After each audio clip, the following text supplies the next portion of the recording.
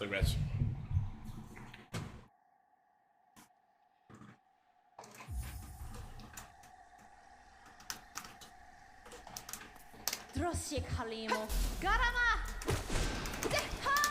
What the f-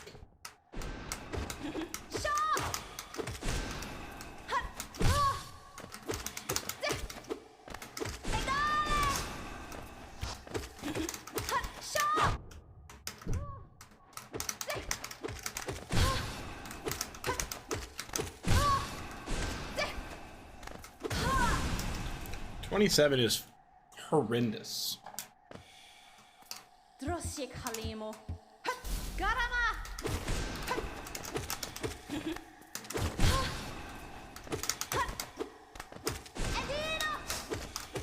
Hey, Doug.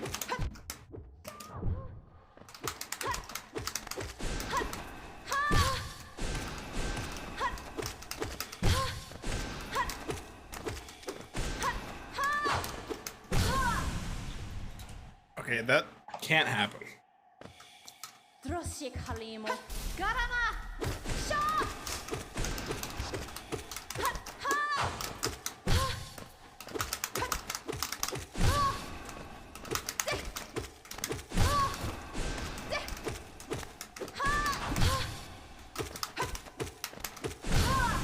There we go.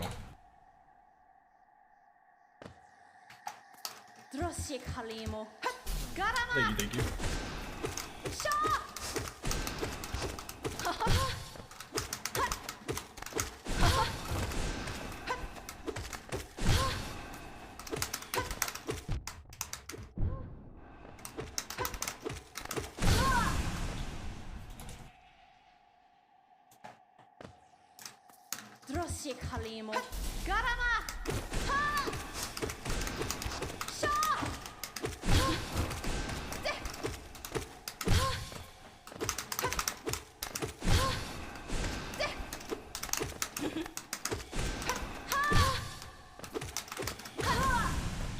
She almost got stuck.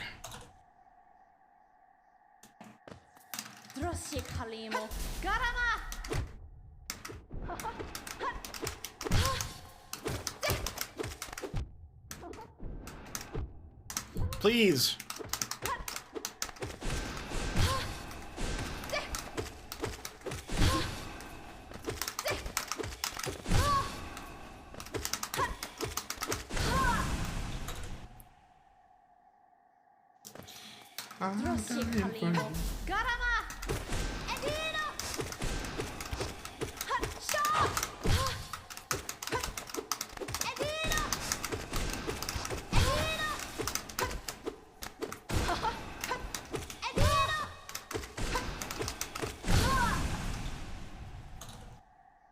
What's up, Hazel? Thank you for the good luck, bud.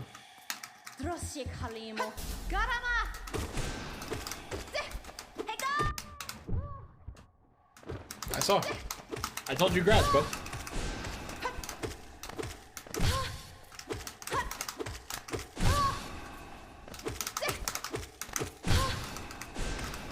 Well, why did I shoot that? Yeah.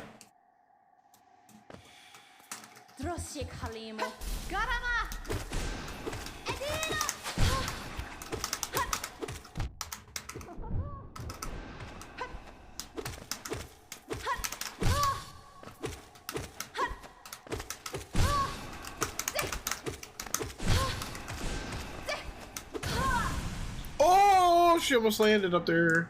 Ah, you're fine.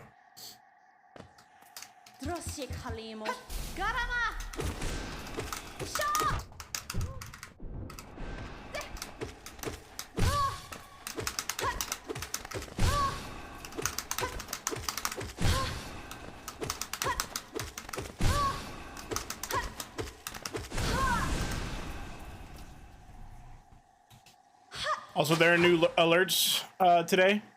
I finally got them set up. I did it before stream. That's why I'm late. And there's now text to speech.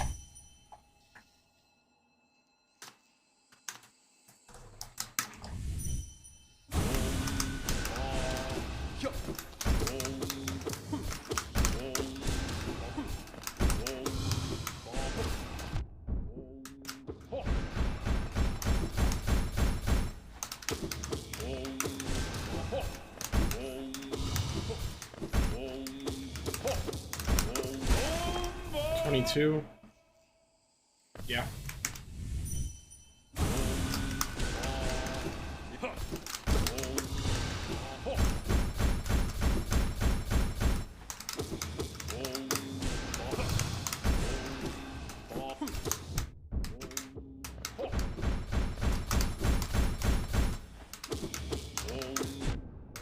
That went right through him.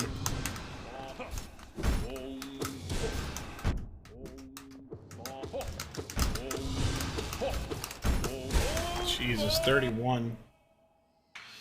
This boss sucks.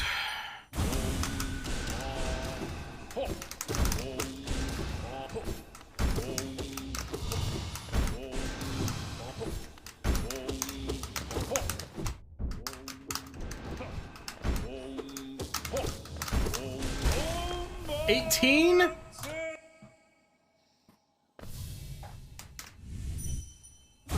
Nice.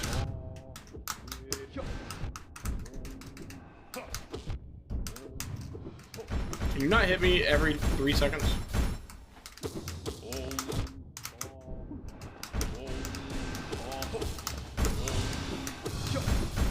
You're a real piece of shit. What's his health? 40? Jesus. Dying for you. I'm dying for you.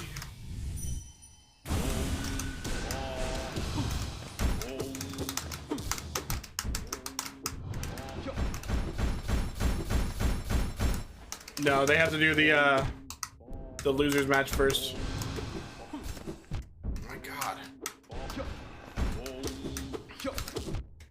Jesus.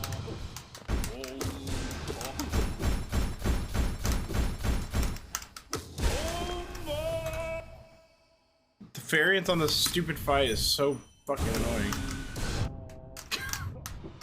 I love that I had a choice in either of those hits. Jesus Christ, man, this fight is so bad.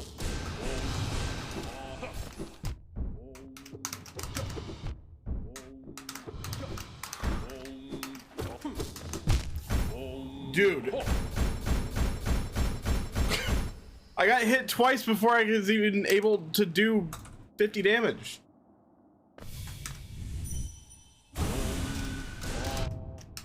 God, this game is so bad!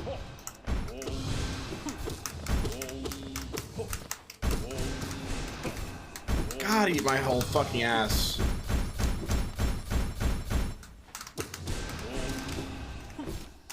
How are you not dead? Fucking piece of shit, dude.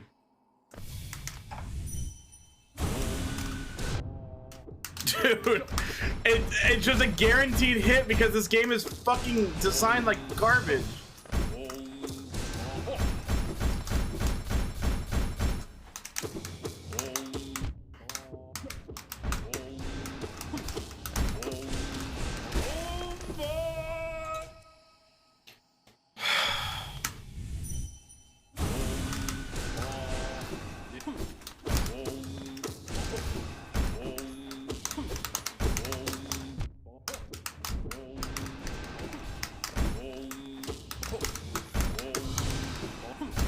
I hate everything, dude.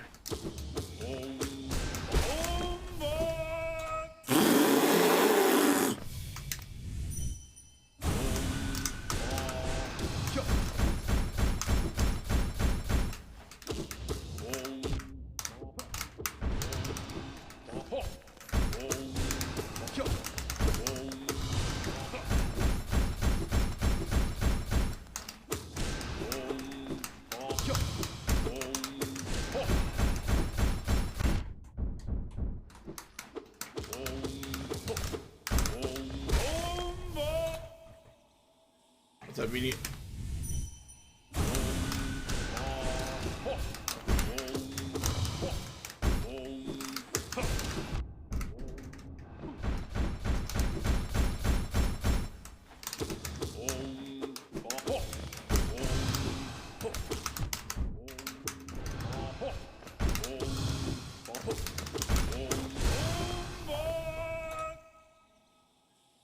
Oh, nice.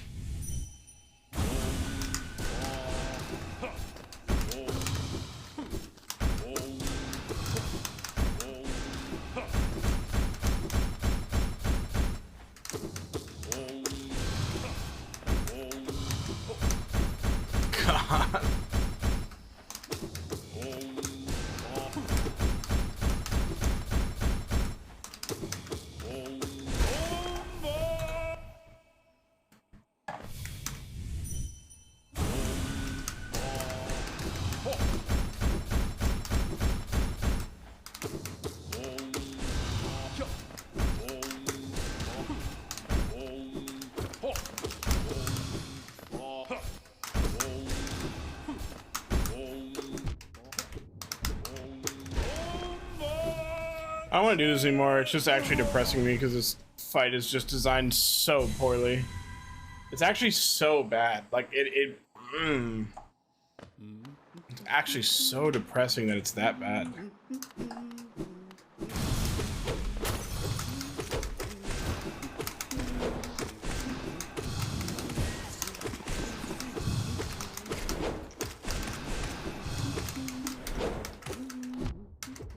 I had no soul.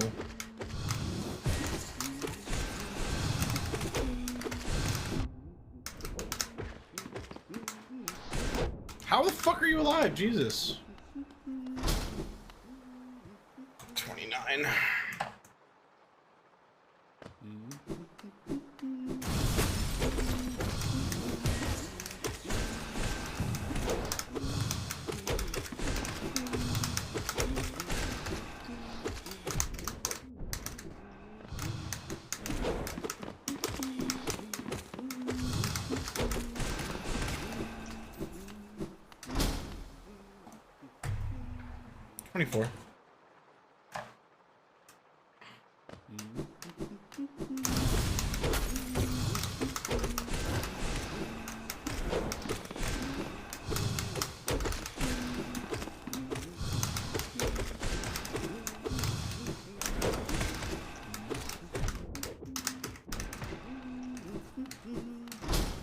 Wow.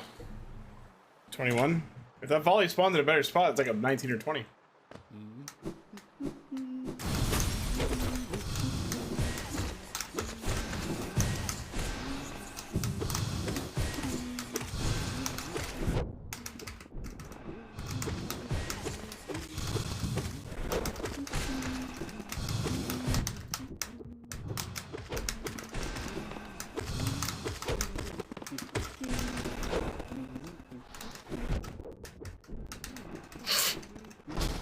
That's so whack. Did I just sit there and wait? Like,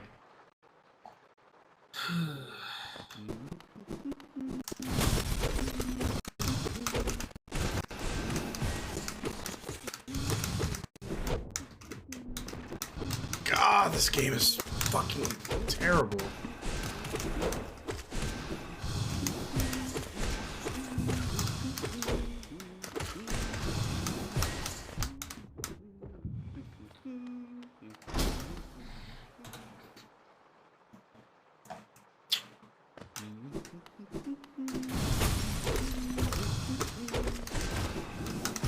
Why did I dash?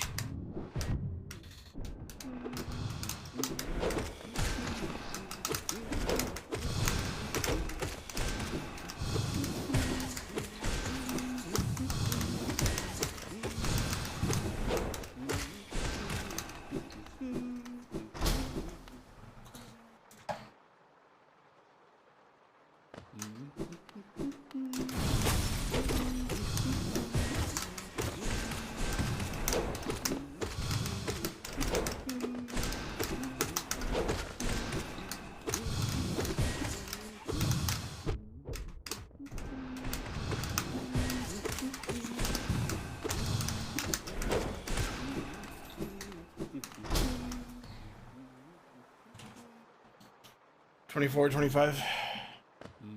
Also, is there a save state for...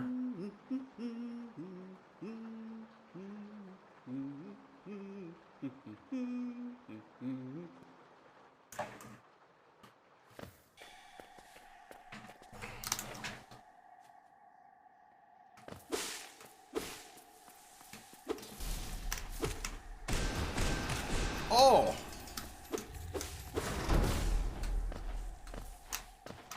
Did I set a save state? I did.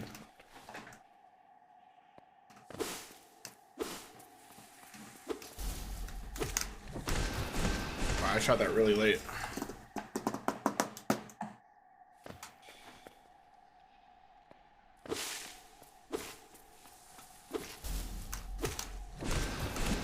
Damn.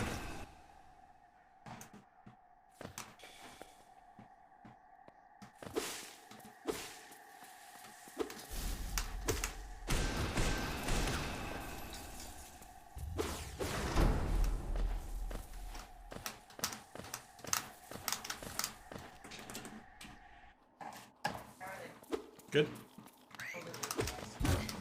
I didn't really either. It was kind of undercooked. Maybe it should be like better, like white rice. But it tastes worse. I don't think you're understanding the issue here. Oh.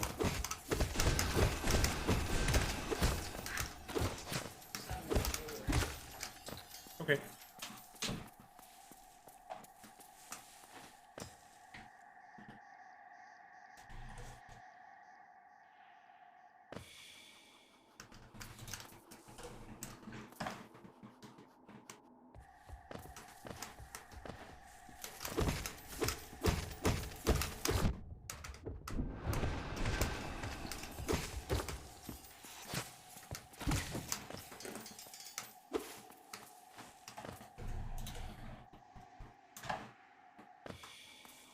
No, I've never played Nier Automata.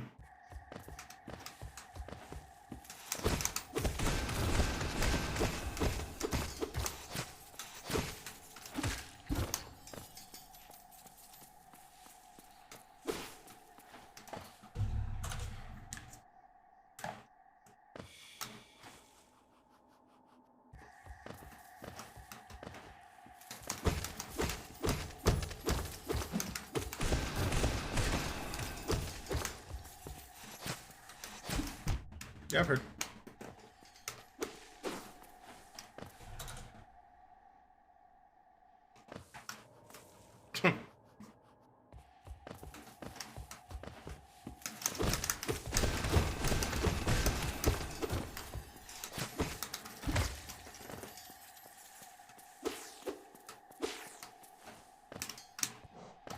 Wow.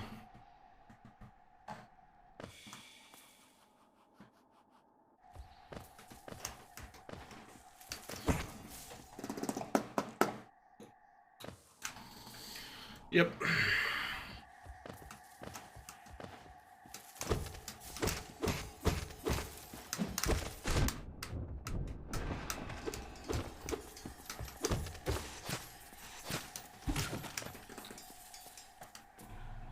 Twitter. There's a certain couple artists that like I go check their like tweets.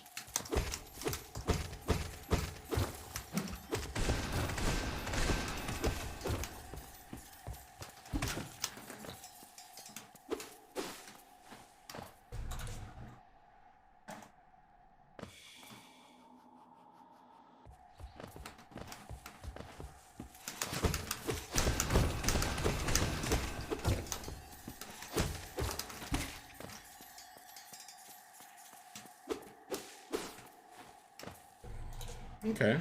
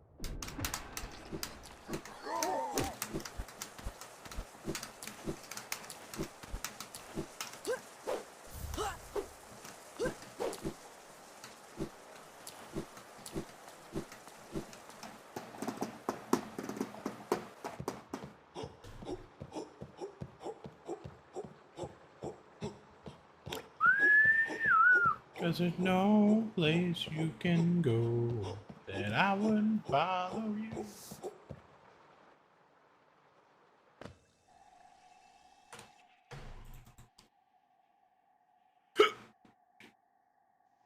You can have the night off. Hey. Hey.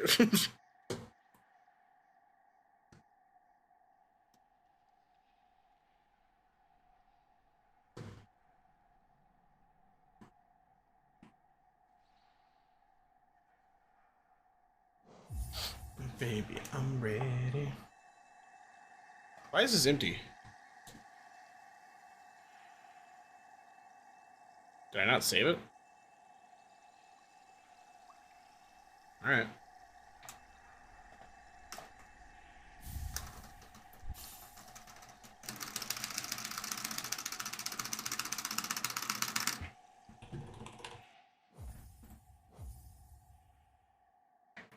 Rice.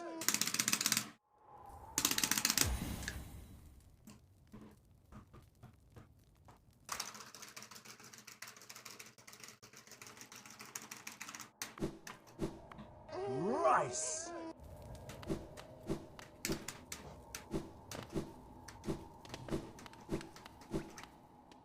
Rice.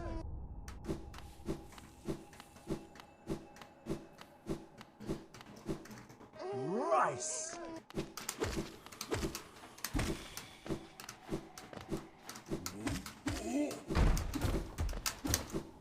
Rice. Rice.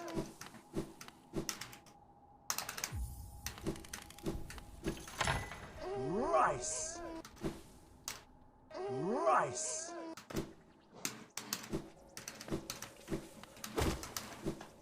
Rice.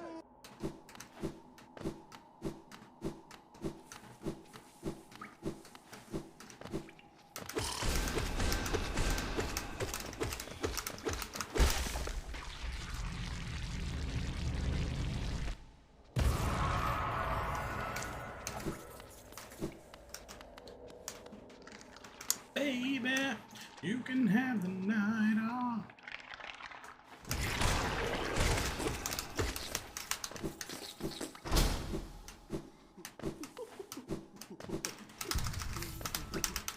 Rice.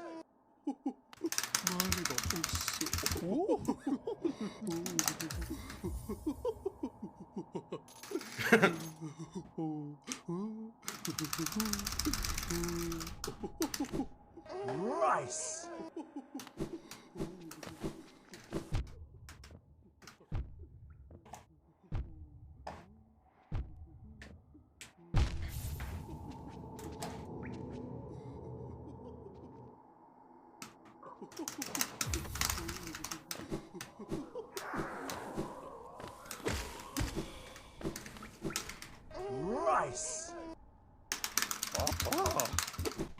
Rice.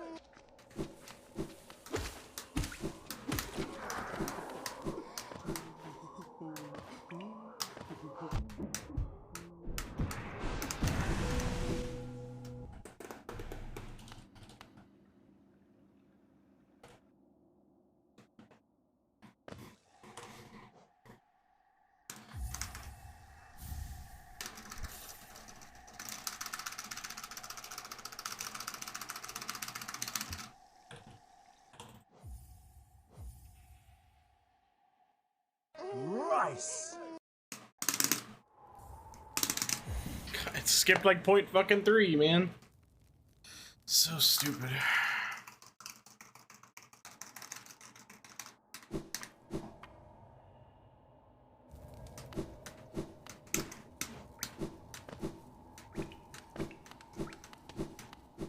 Rice.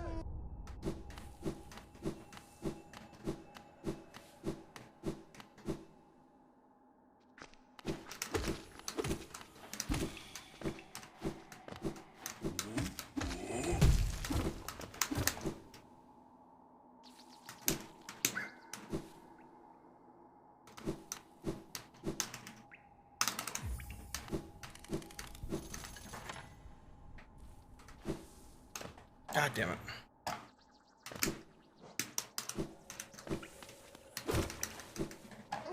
Rice.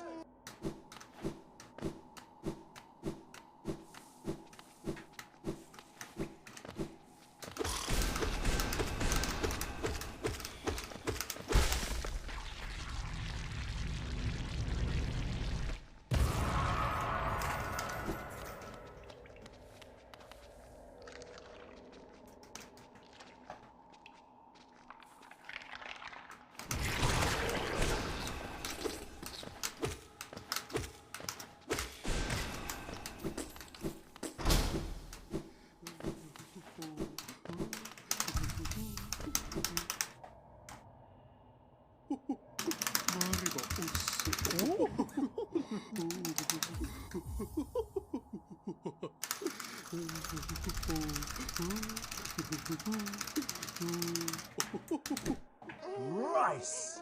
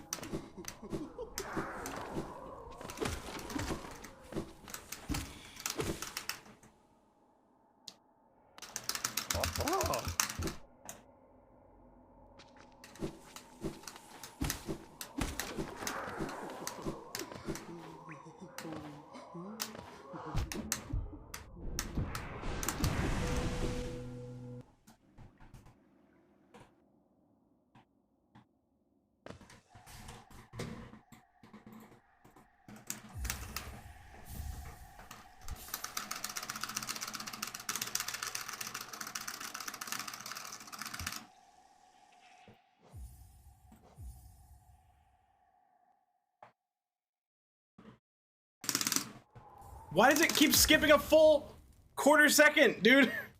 You can't keep doing that. Like, I can't keep losing a full 0.25 when I'm supposed to be losing like 0.03. Suck my fucking dick. So stupid, dude.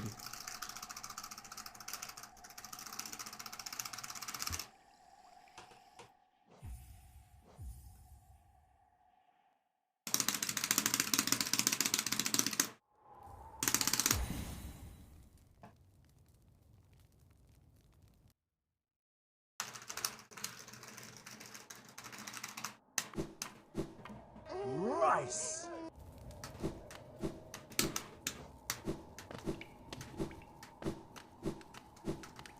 Rice.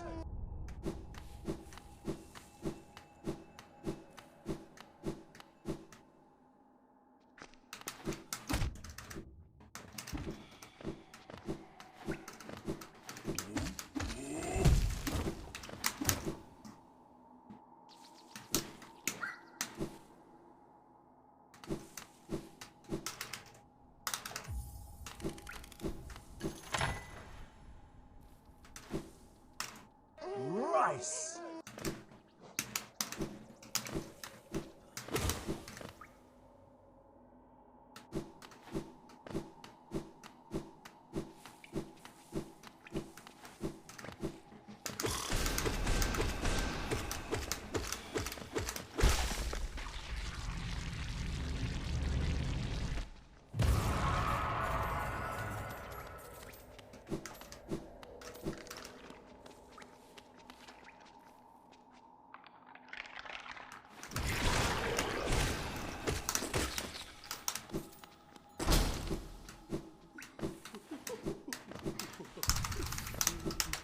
Rice.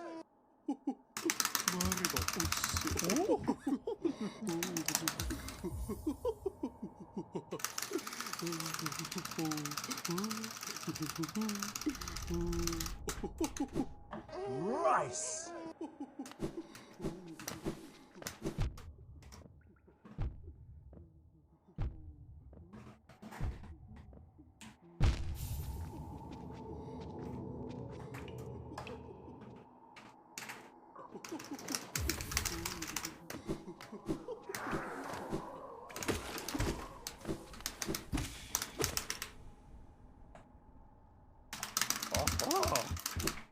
Rice.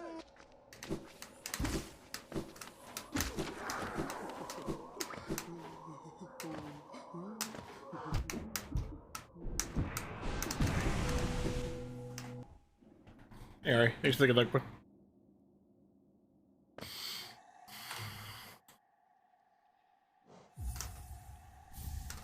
Can't get a good cleanup.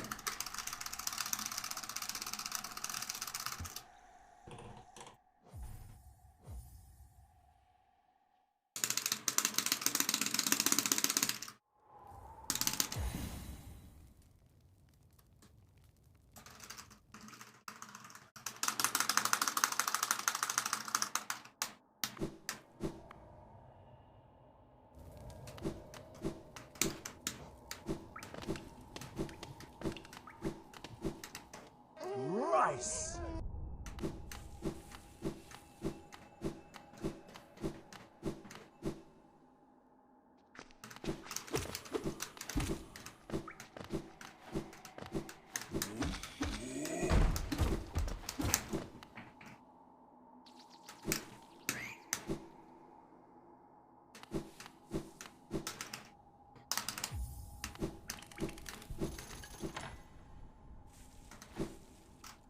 Rice.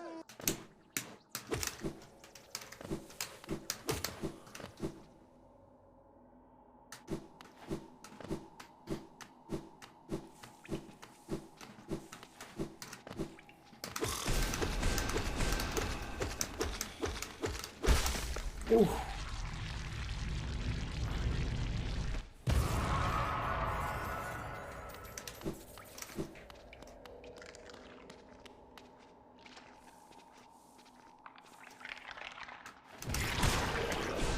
Oh my god, dude, give me a good cleanup one time.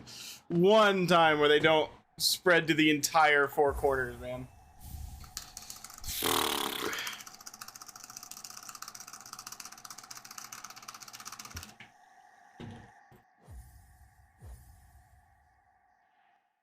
Rice. Like in runs, feel free to fucking give me the ones I got earlier where I lose like a second and a half. I don't care.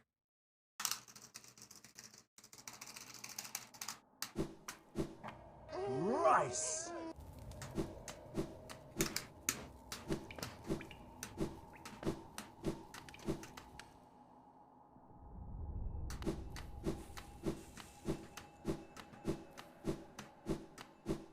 Rice.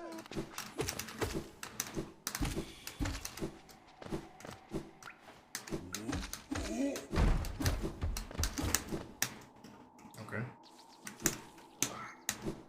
Rice.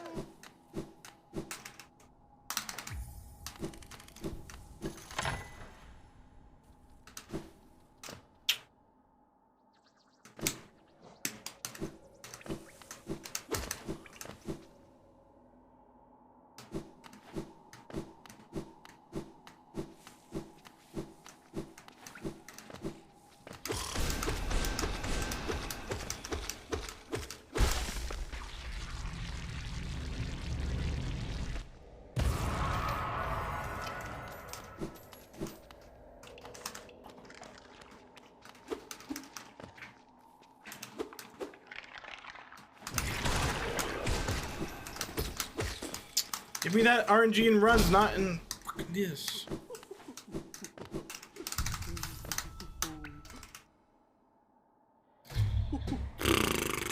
I haven't got a good cleanup once, but I'm not gonna do this all day. I don't care anymore.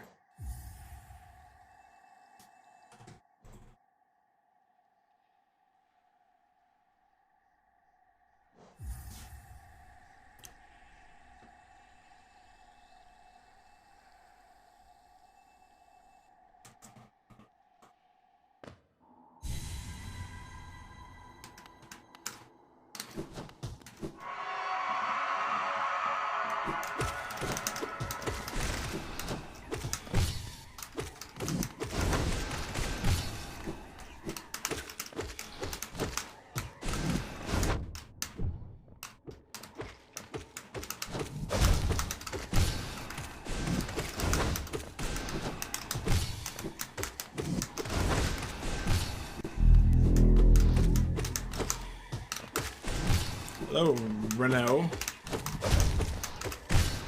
Did you get a 105 today?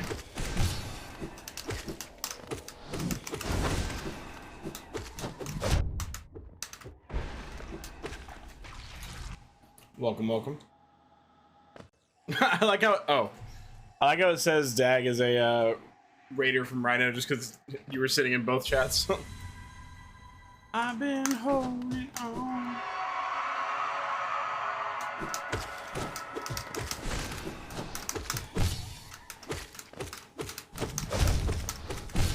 Without subtracting it? Hey, Gappy.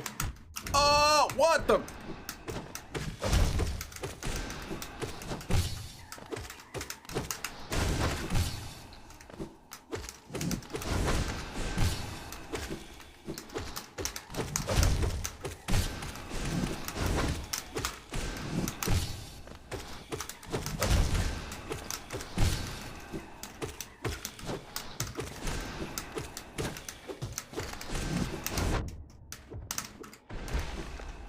$47, that sucked.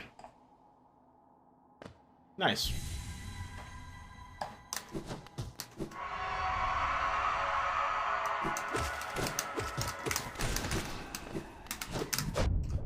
He was one hit, now he's not. Now he is.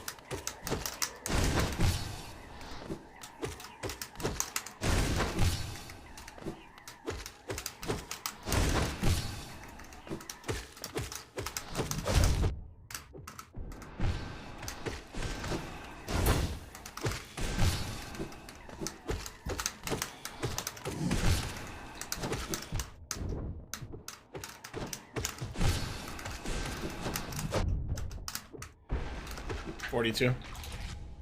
That was a lot of fuck ups at the end. Be a protection, and I'll fight for you in this thing.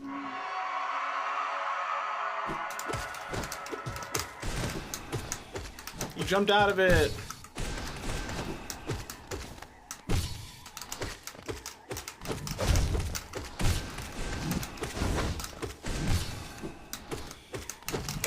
That was 6 fireball hits just now. No, he's one hit. He was.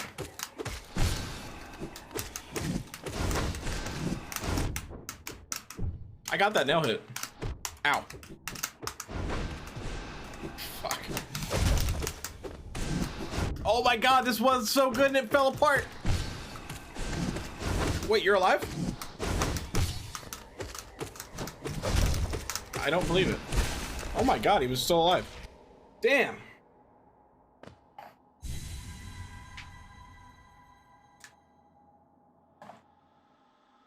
Yeah, I mean, that's fair.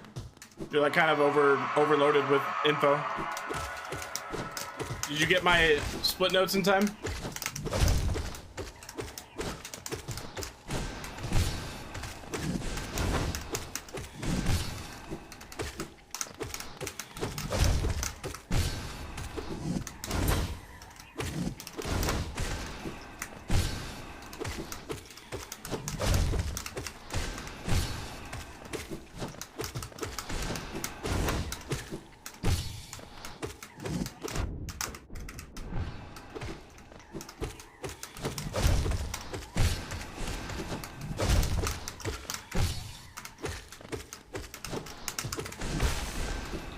$46. I have to go faster than that.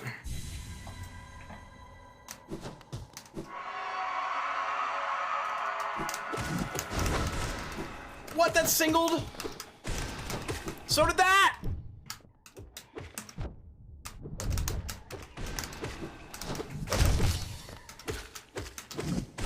Oh my god.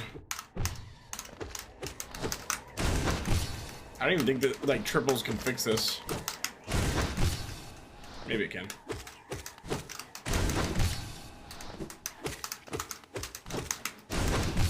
Maybe it can.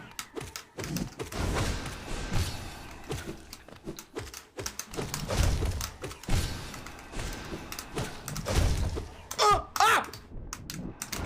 Oh!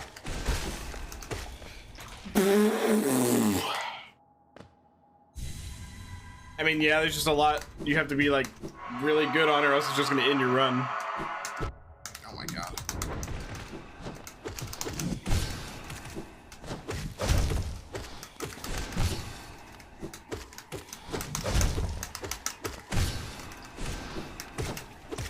Please get double hit.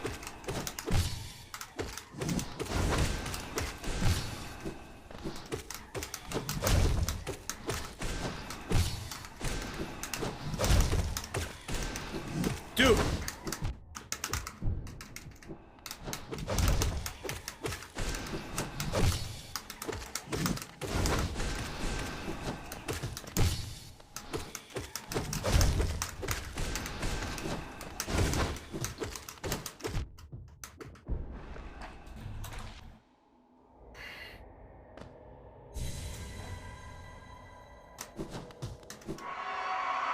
Fair.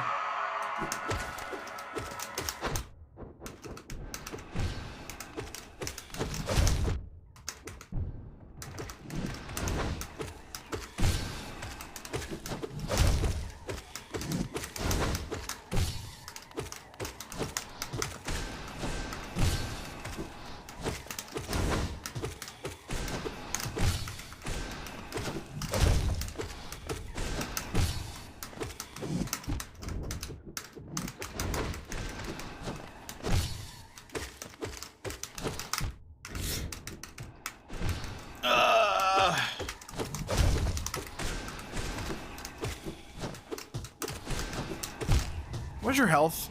60. Dude, give me a fucking break. You just won't get double hit. This game sucks. It's actually fucking horrible.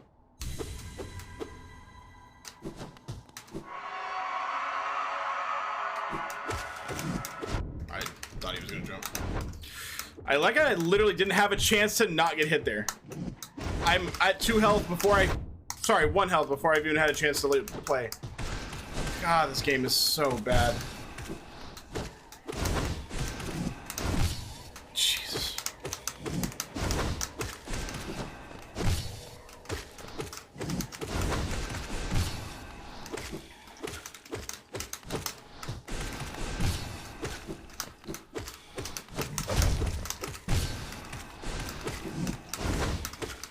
I didn't mean to dash.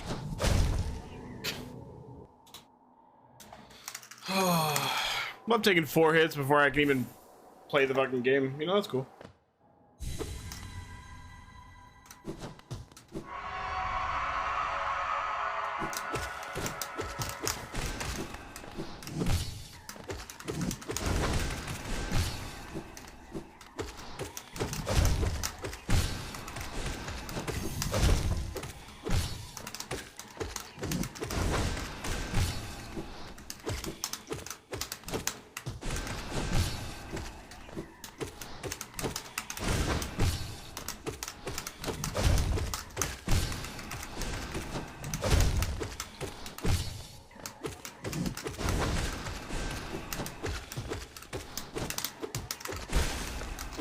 That was a 41. I go from a fight where I die to one that I get 41. Okay, game.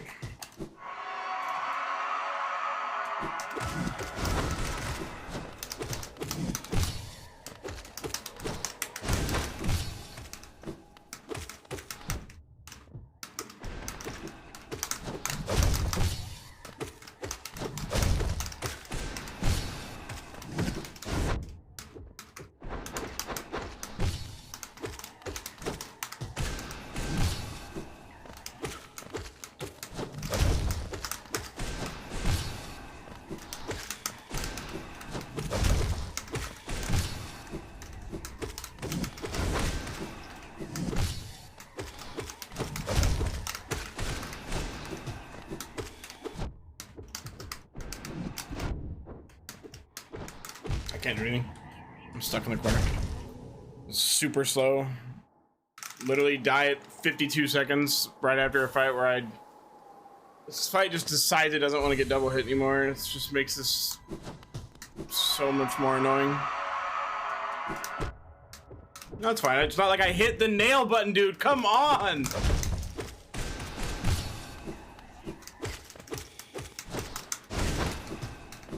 Okay.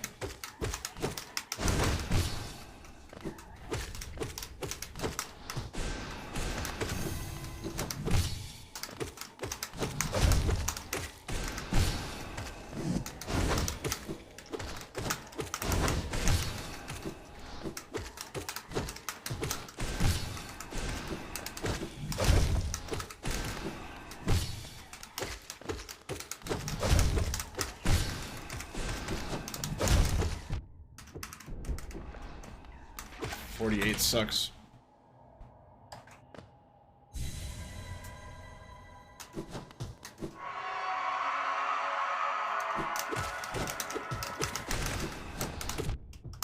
Stagger.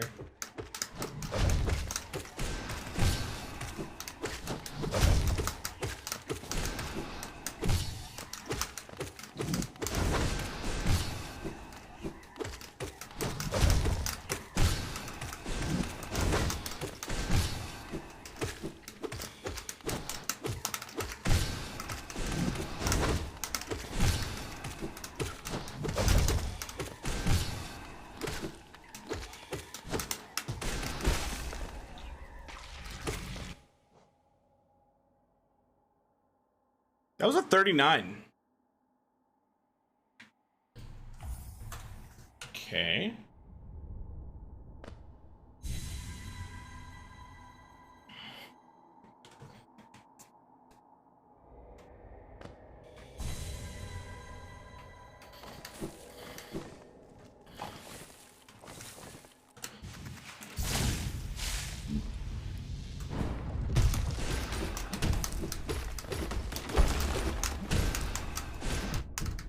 Did that single?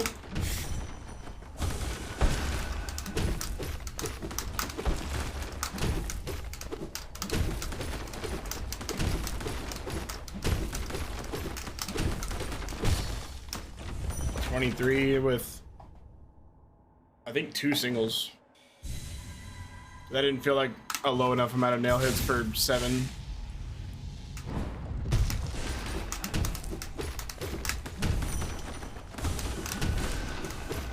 Shouldn't have shot that.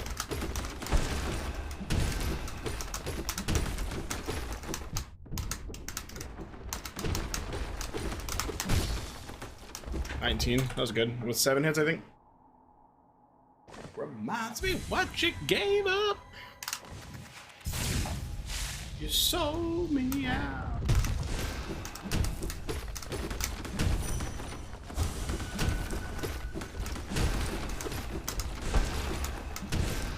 What? That single?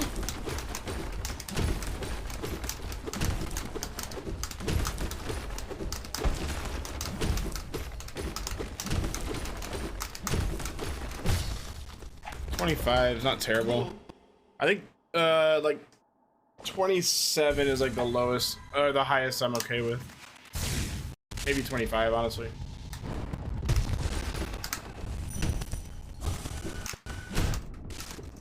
I don't even know what that doubled. That singled.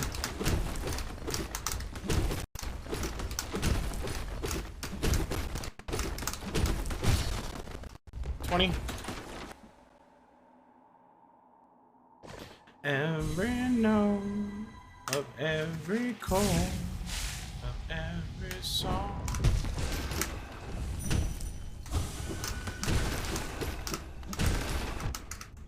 I shouldn't have shot that.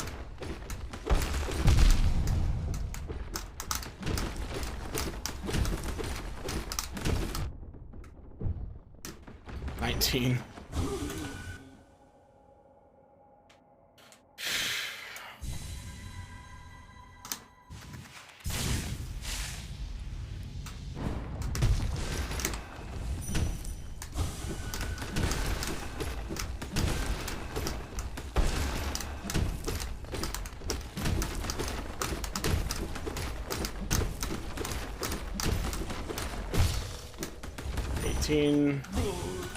I'm okay with 18, especially with a 7 hit. Every note of every... Why did I?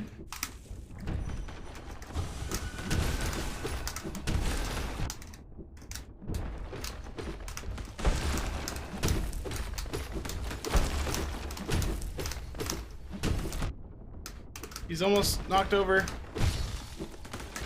22 sucks. And he's in the middle of the fucking room.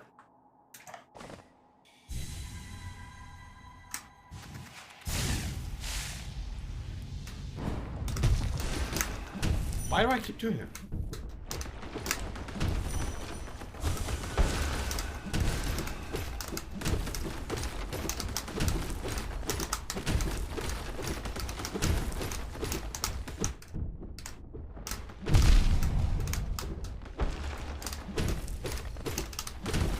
The rocks are so fucking rude. Hey, what's up, Quantum? Sorry about your race, bud. Found you.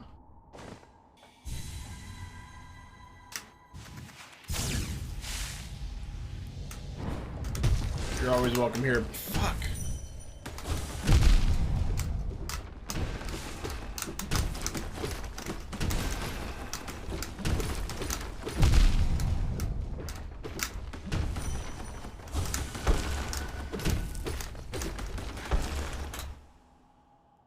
Yeah. It happens, man.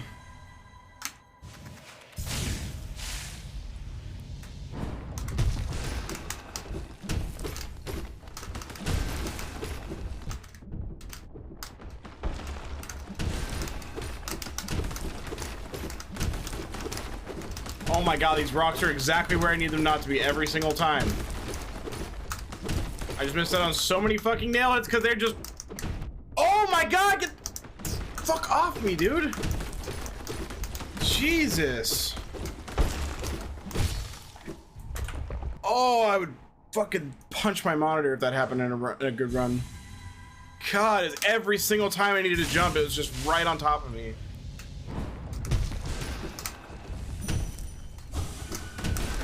That's singled, okay.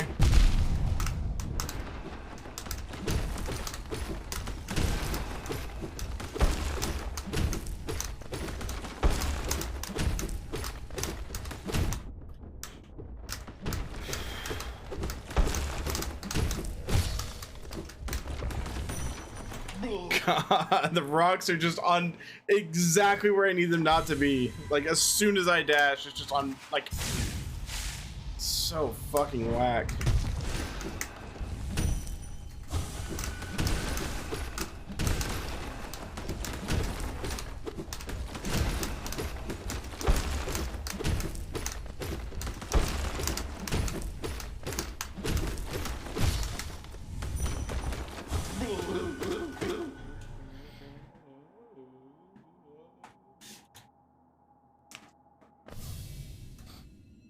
Is there like literally no way?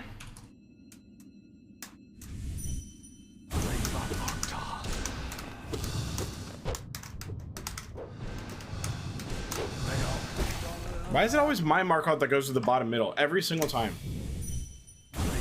Over there, dude.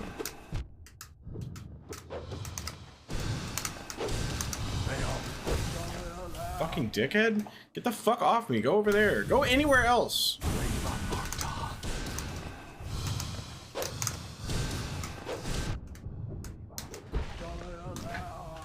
Piece of shit.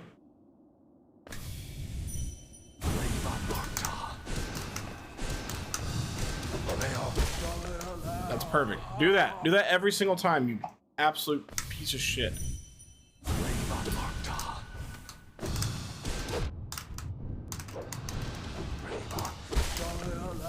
Do that.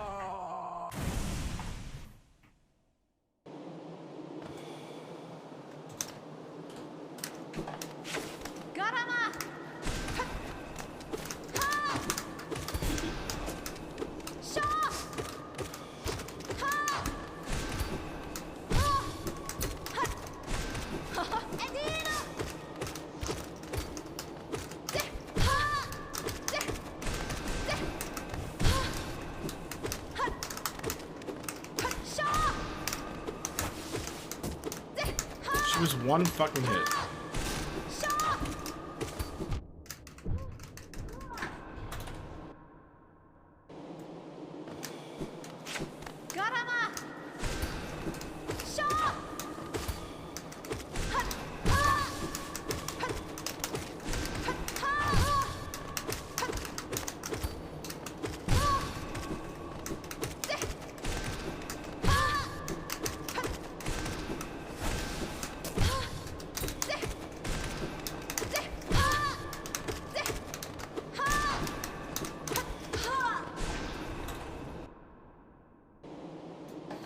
I mean, that's the beauty of races, though, is anybody can win on any given day.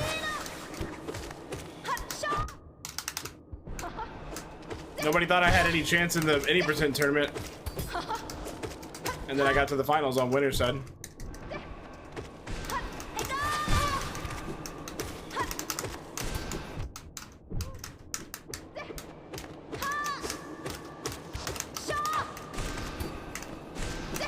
How are you not staggered?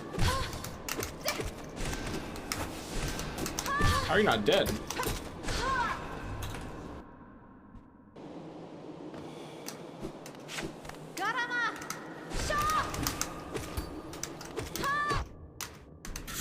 No.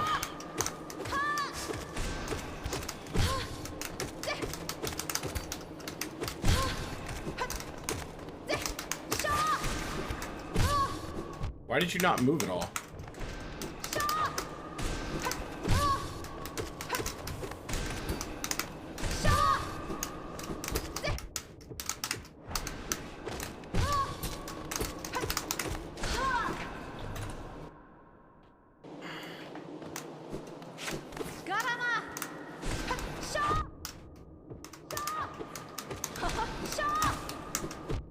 God, just stagger.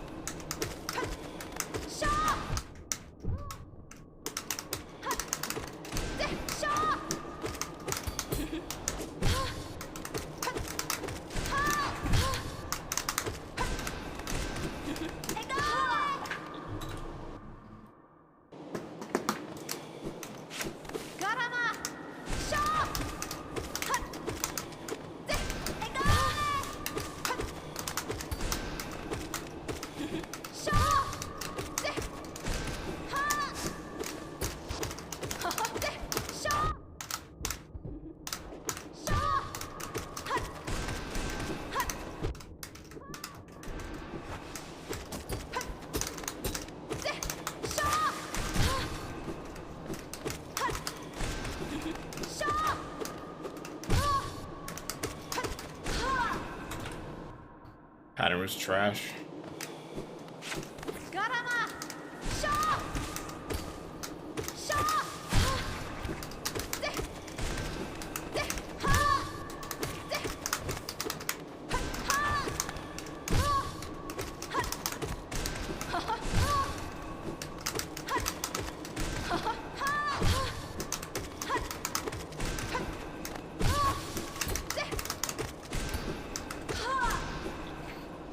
That's more like it.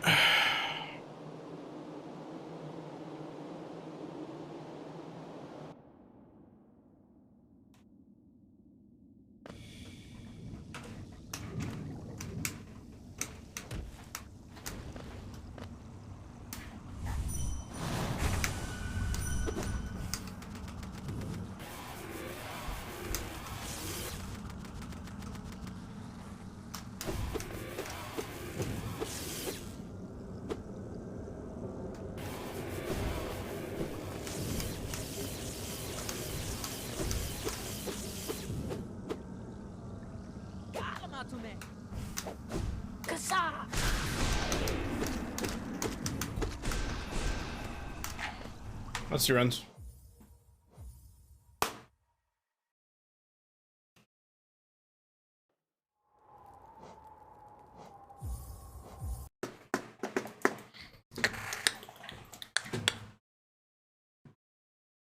Thank you.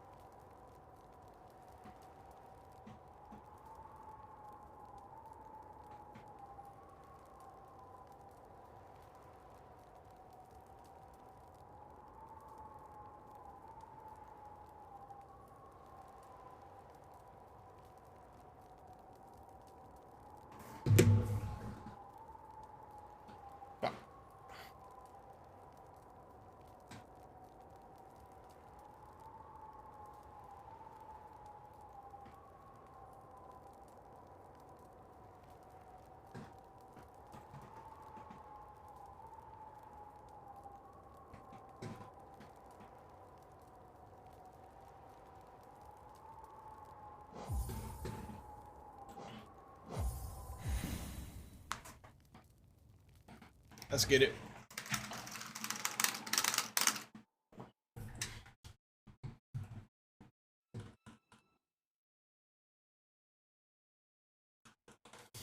What am I right about?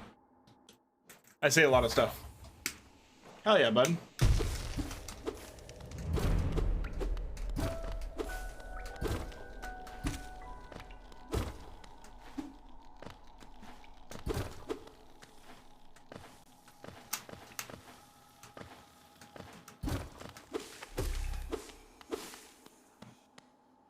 I mean, it's important to, like, be confident, but also be, like, realistic with yourself. Like, yeah, this game is really random. Like, some stuff can just go very poorly and, you know, it sucks, but just try to do what you can with your RNG and believe in yourself.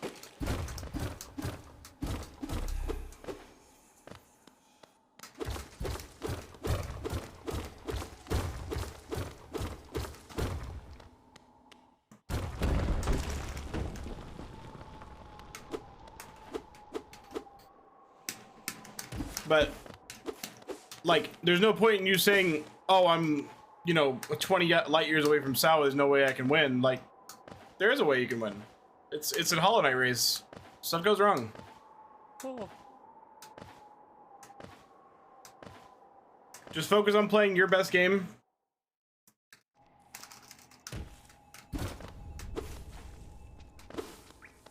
It happens.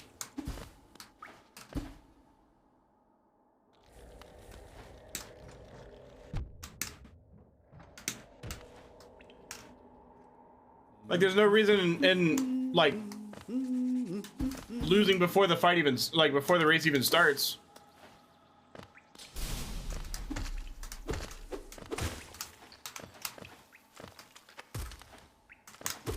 Like, there's a path to victory. It might be difficult, but there's a way.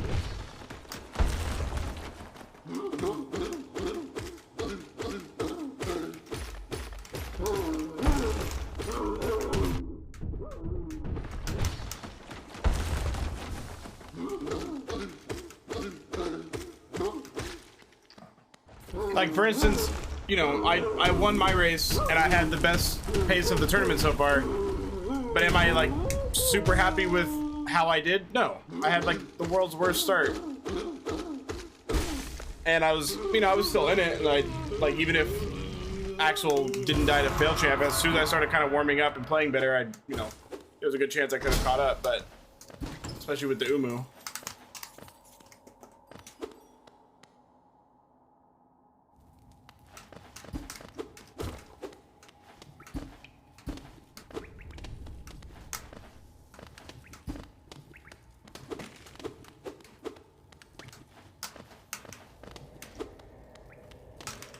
I mean, think about it this way. Next time you're in that situation where you're winning and you're in Watcher Nights, or even if you're losing and you're in Watcher Nights, now you're more experienced in that situation. Like, whenever I first started streaming, I started streaming because I wanted to get, like, I wanted to stop choking whenever anybody watched me play. So I just exposed myself to that as much as possible. And I got a lot more comfortable with it.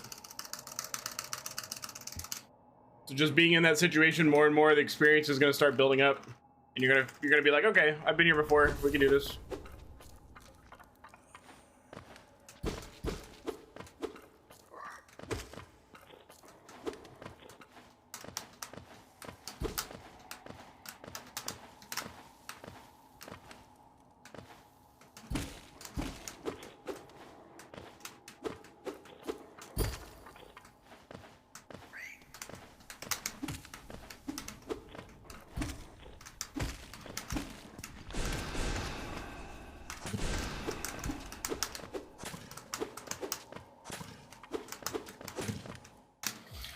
Restarting my game, so apparently I can't get a first spit.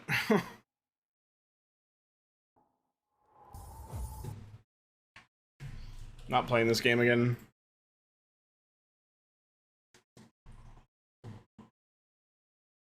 I mean, yeah, I got like a 7 spit in the race, or 5th or 6th or whatever it was. Bad. Or I'm pretty sure Axel got a fucking first spit.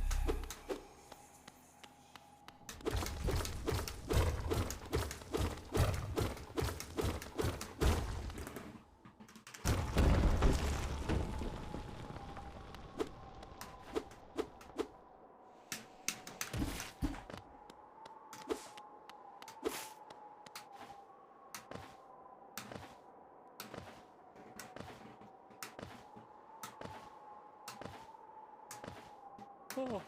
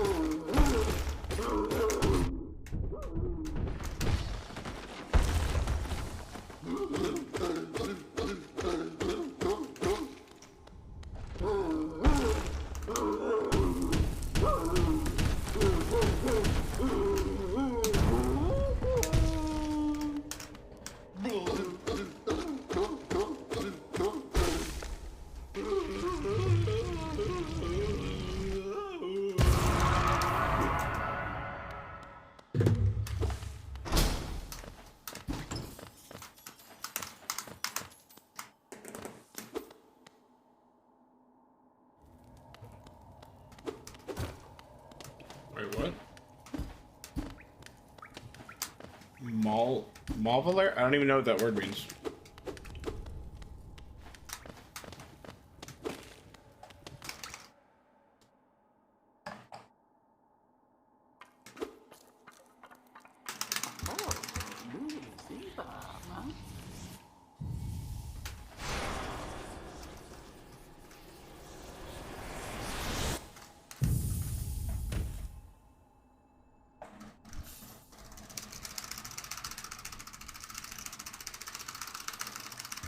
I'm only accepting first or second spin, otherwise I'm resetting immediately.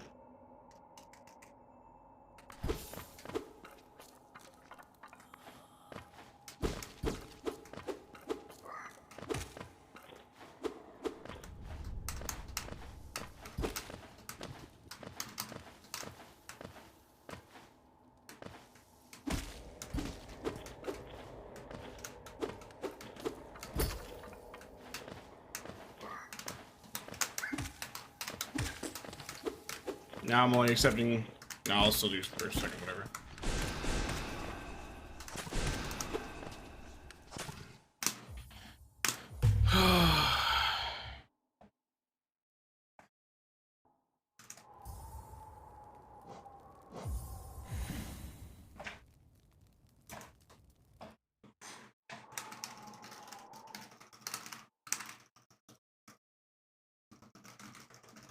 Are you just saying don't stand on the door?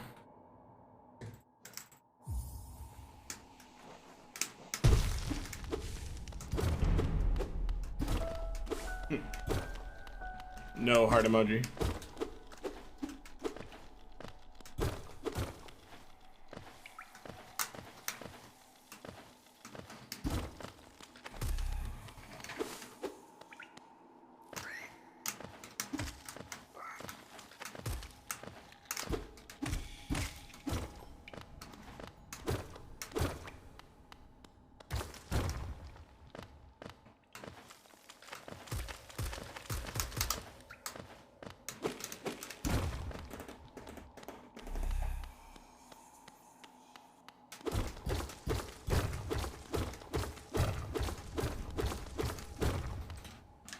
Let's see how many runs in a row we can not get first two spits of boulder.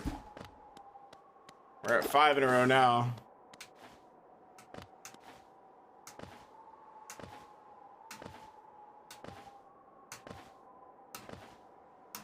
Oh.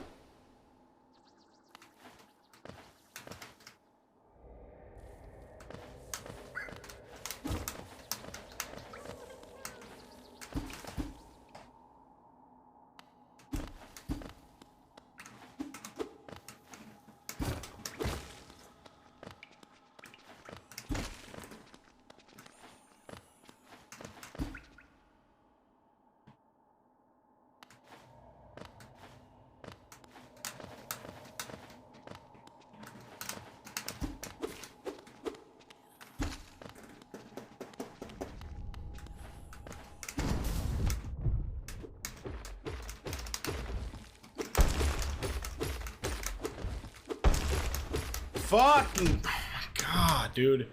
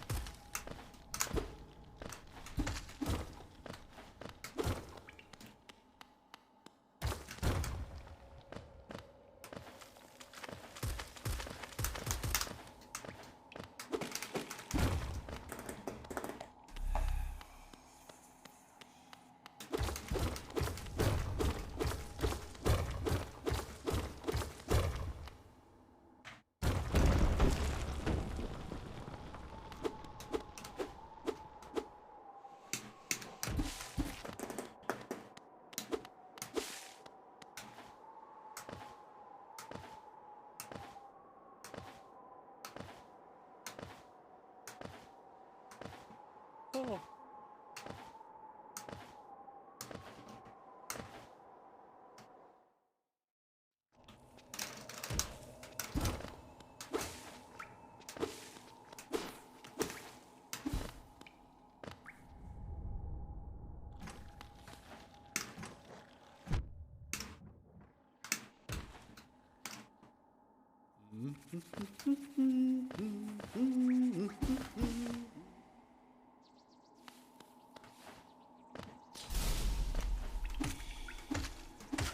Literally the worst RNG. Cool.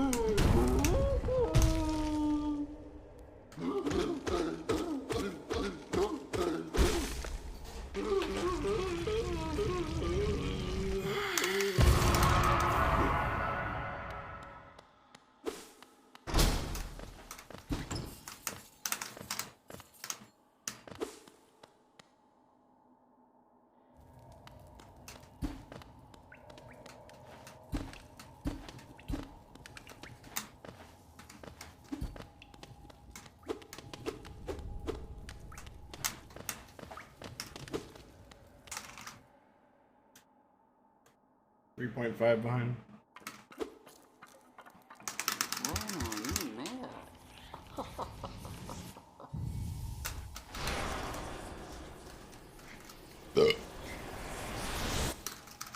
Yeah, I'm not accepting anything past second spit. And second, I'll be really fucking upset. Like, I'll be really annoyed about it. If I don't get into the first 3 spits, I'm restarting my game again.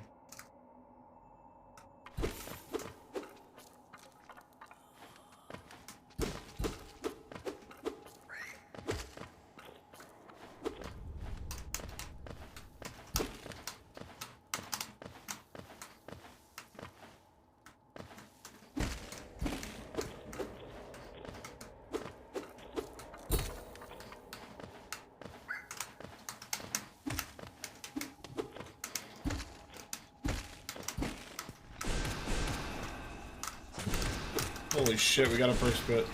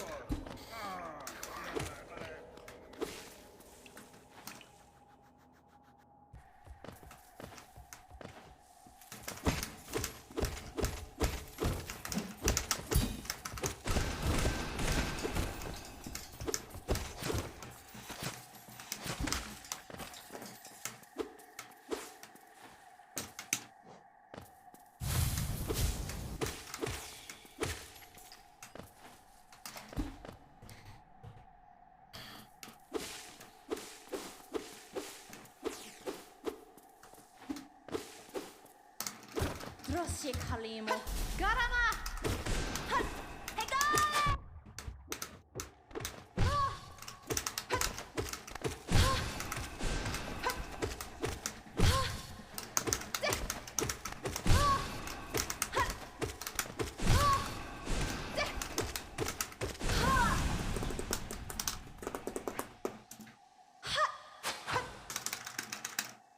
Yikes.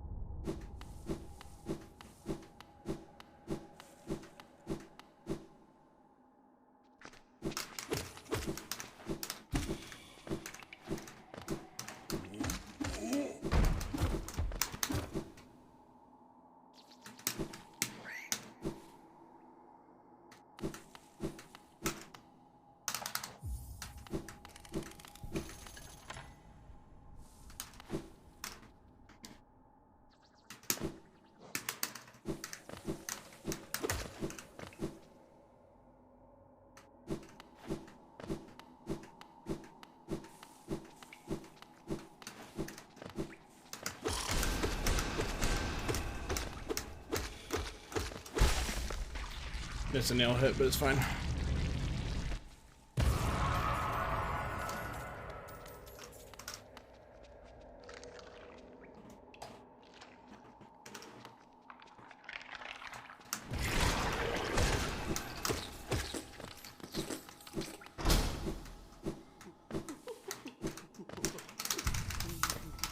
Please dash. Oh my god.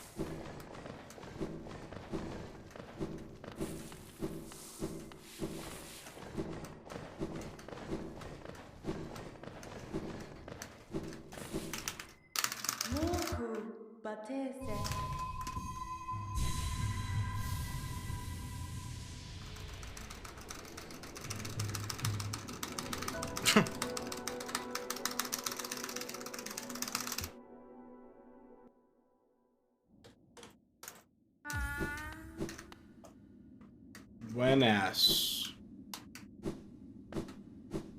That was slow as fuck. I just lost like 0.3.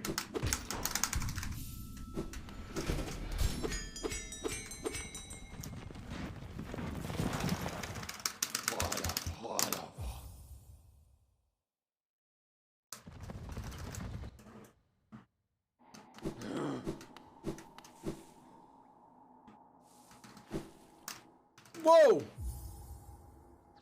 I accidentally hit the start button apparently. As if I needed any more time lost in this fucking split.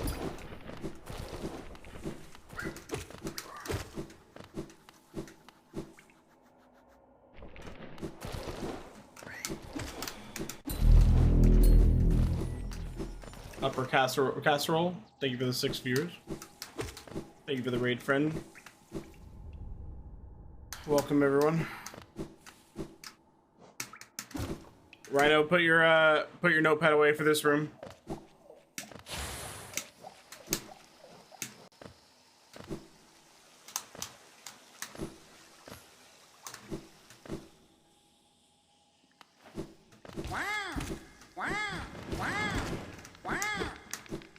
Oh, that's bad. Whatever.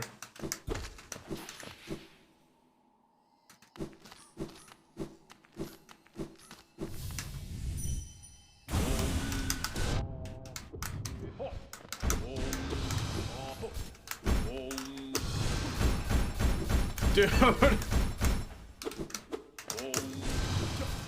That's a double hit. Why can I not just get a normal, like, a normal bad pattern, not the worst pattern he could possibly offer, dude? Why is it every single time?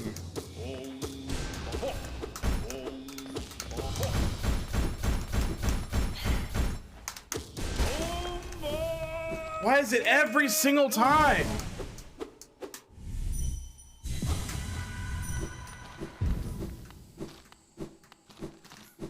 Dude, why is it? Oh my god.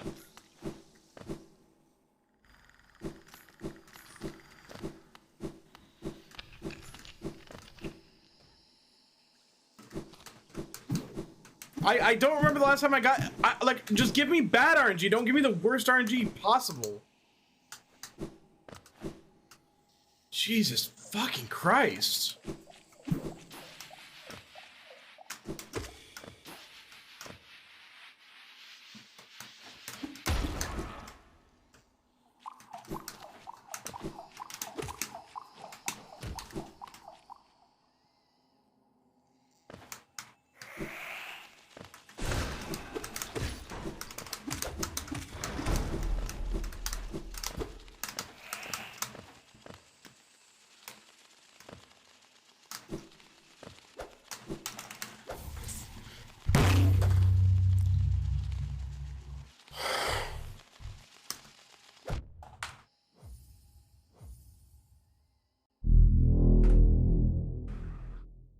What's up, Magna? Welcome to RNG Hell and Elder Who. I don't know if anybody gets worse RNG on Elder Who than I do. I really don't think it's possible.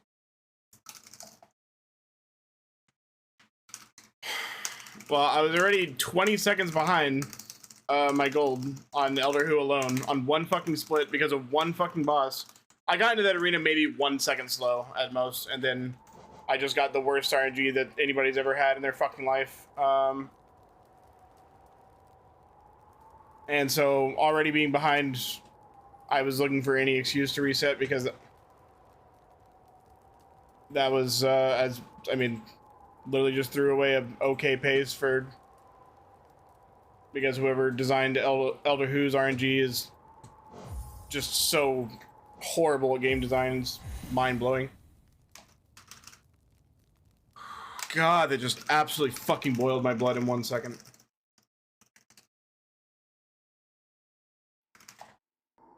Like, waste 10 seconds. I don't care. Like, just normal bad RNG. I'm fine with. I'm so tired of getting fucking F tier 0 to 10 RNG, the worst fucking pattern you can buy. I got like 7 fucking pancake attacks, man. Like, give me a fucking break one time.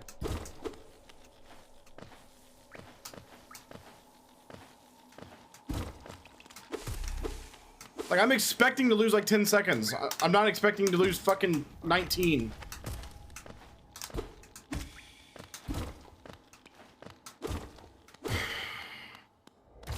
God, it just fucking set me off. Sorry everybody that just joined. I haven't had a normal bad RNG Elder Who in 4 or 5 attempts in a row. Fuck.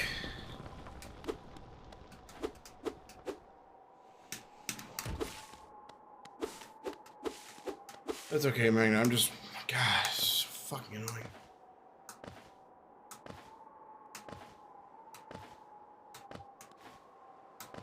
Oh.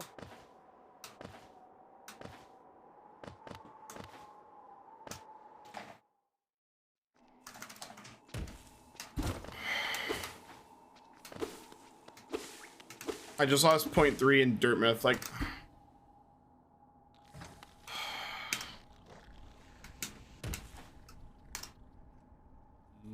I want to like punch my desk so I don't have to be in this fucking tournament.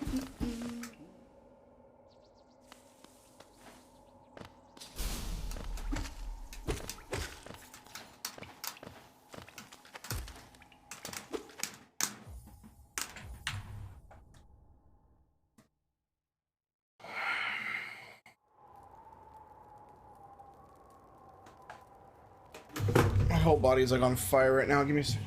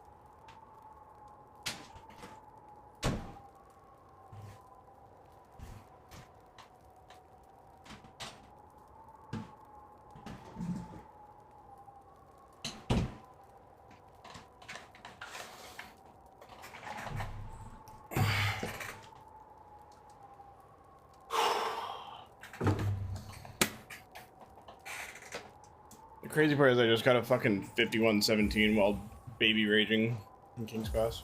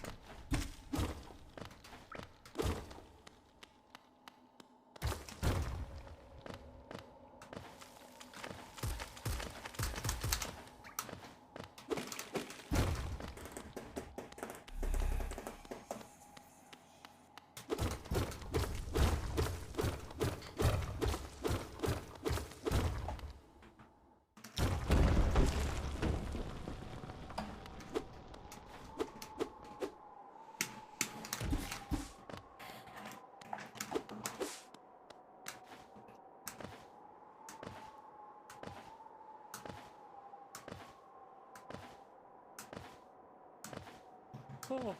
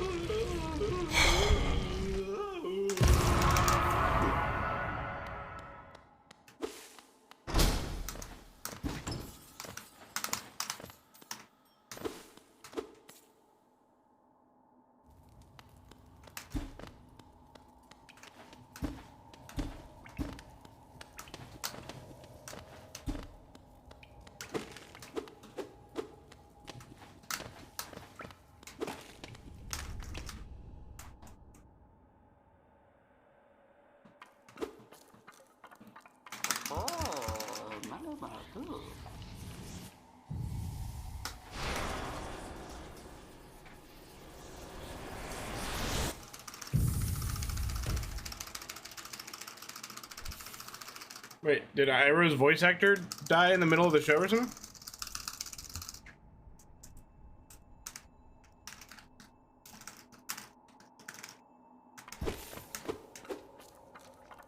Damn, I didn't know that.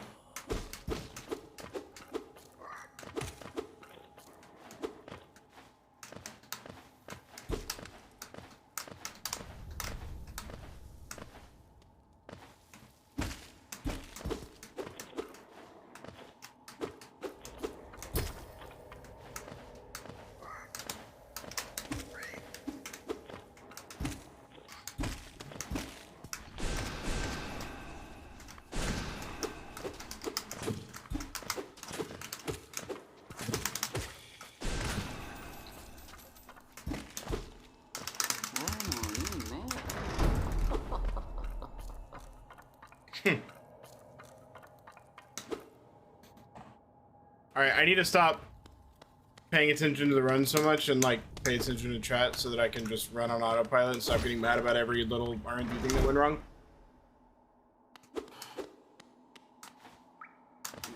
What is the celebrity that hit you guys the hardest? Like the celebrity death that hit you guys the hardest? If any.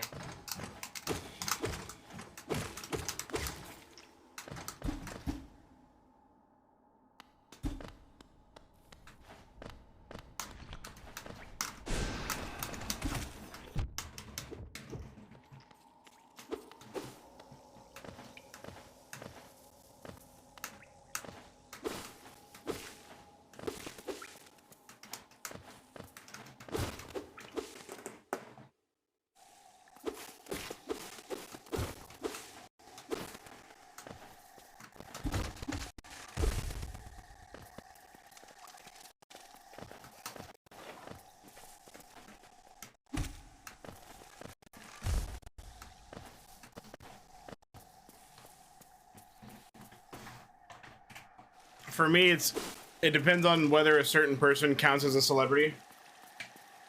Yeah, I know that. I mean, that's the thing is like, was I kind of sad Robin Williams died? Yeah.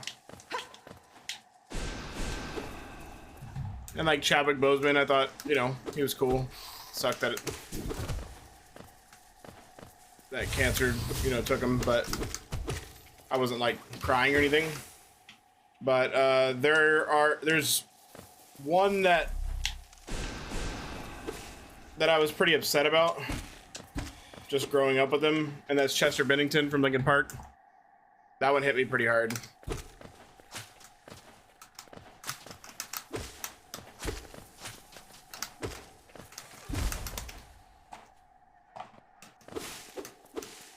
All right, Quantum, have a good one.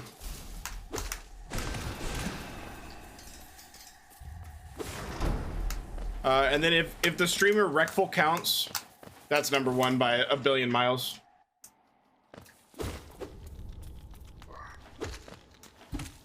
Because I was actually, I mean, like, if you want to say like Etika, like I think he kind of counts. There's somebody that wasn't like a personal friend or family member, but I think a lot of people were shook up about Technoblade.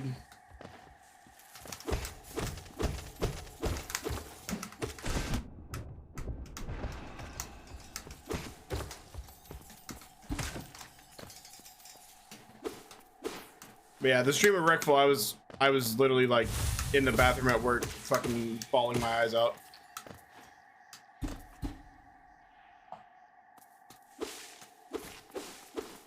We're coming up on 3 years. Oh, I don't know who that is.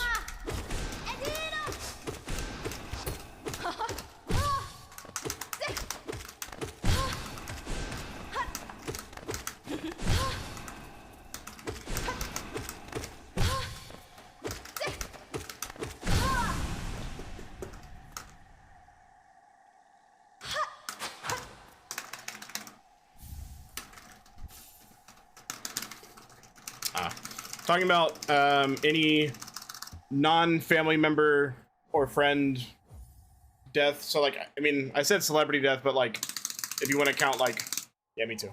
If you want to count like streamers, because the death that hit me harder than anything in the world was Wreckful, the Twitch streamer. in January or July 2020.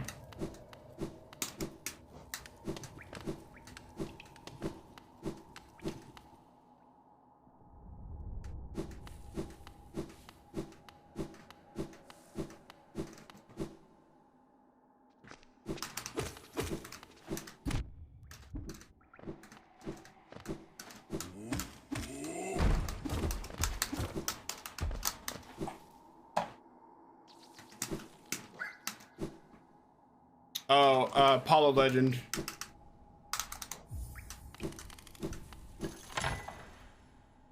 I didn't know him, and like, you know, I didn't have like a lot of personal stake in his content or anything, but just people on Twitter, like, I don't know, that whole situation was so disgusting.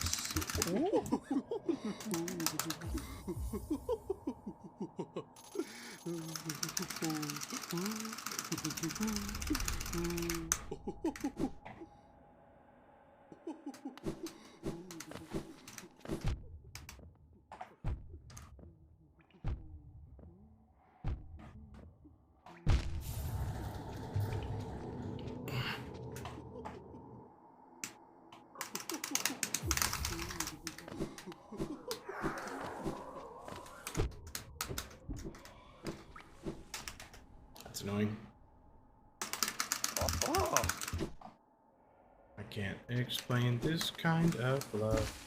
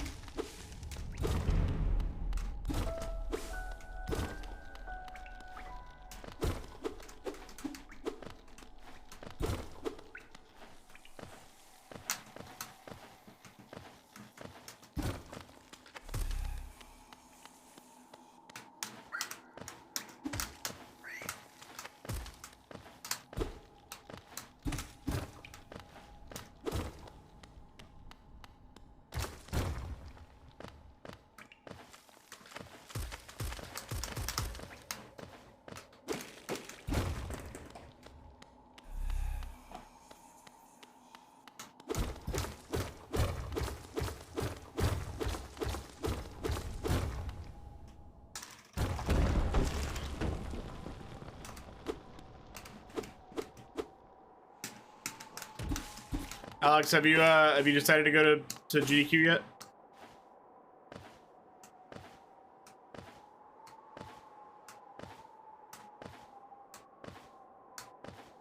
Oh.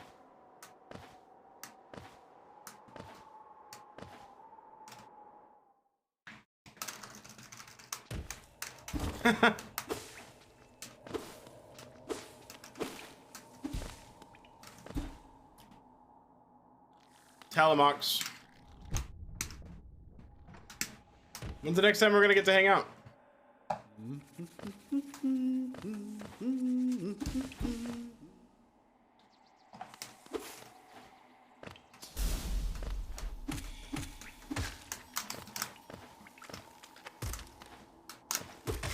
And remember, there's a chance that AGDQ 2024 is online because they might not be able to get out of their Orlando contracts and they can't mandate vaccines.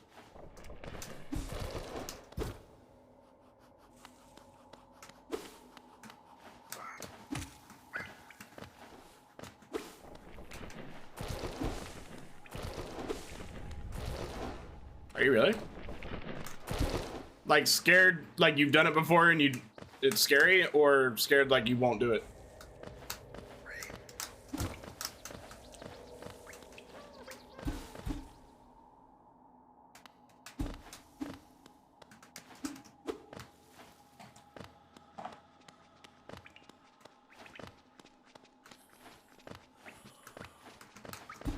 Mm-hmm. I'm a peacock captain. You gotta let me fly.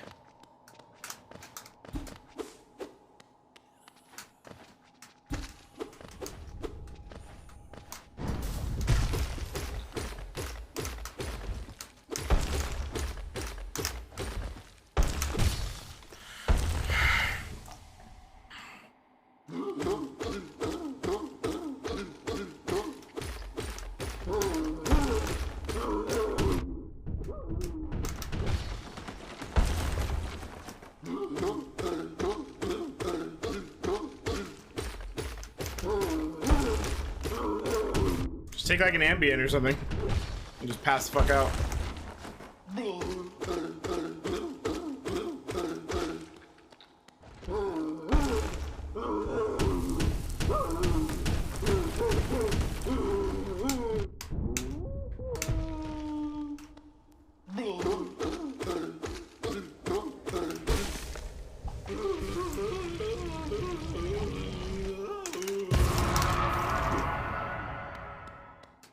Right?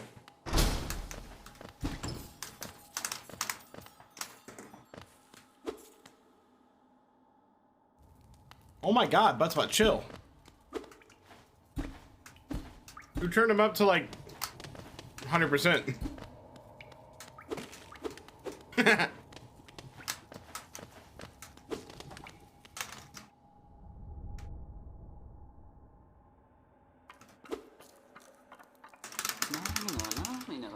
I want to be less than 1.3 behind.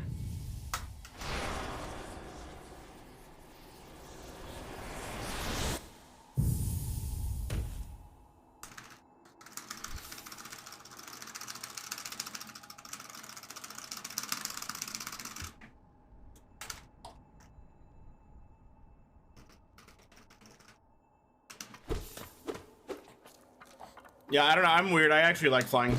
Like the whole process. I've flown a bunch and I still just like, I don't know. I get like excited.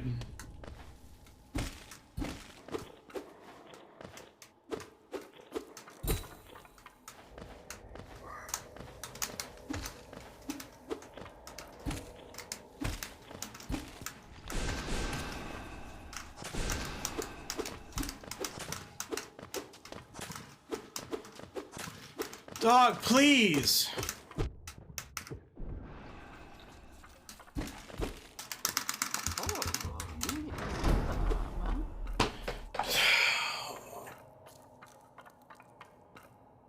Yep. I like all of it. The security bullshit doesn't bother me in the slightest.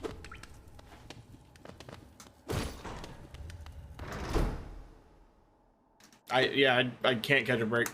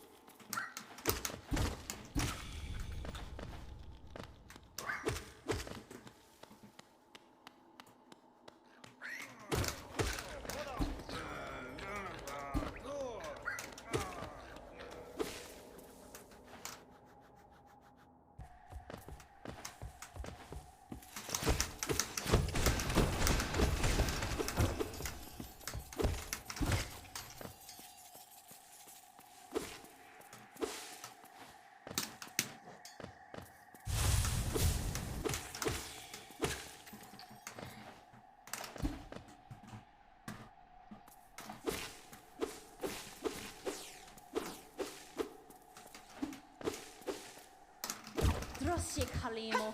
Garama. Edino.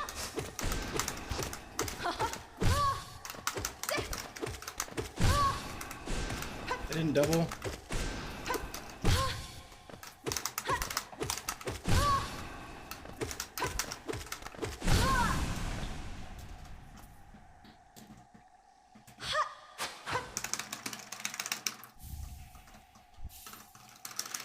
I need you more than you want me.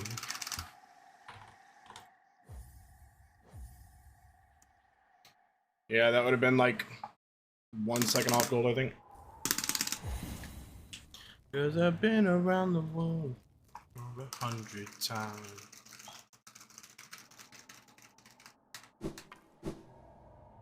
Turn around and change your mind.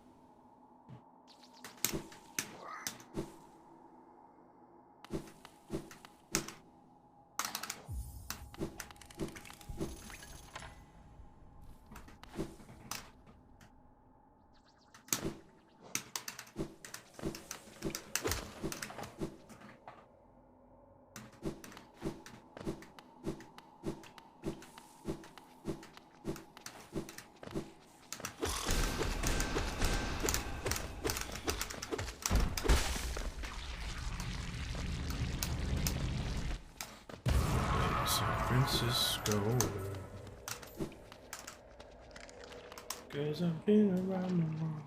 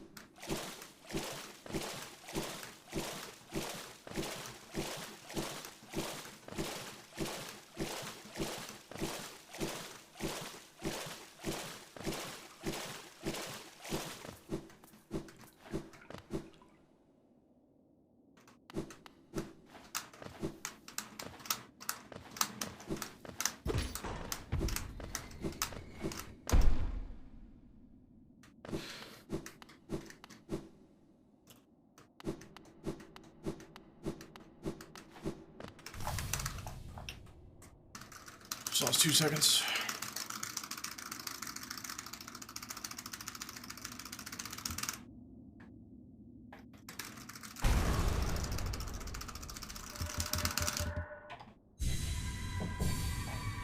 Yes.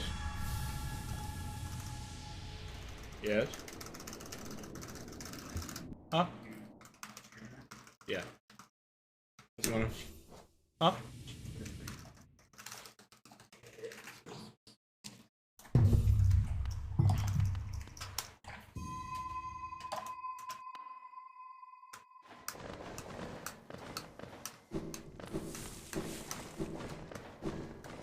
I've started charging you, Scoop. Put it on the, yeah.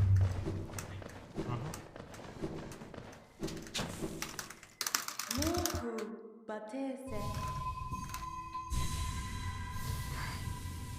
End of the night, it's gonna be just you and I.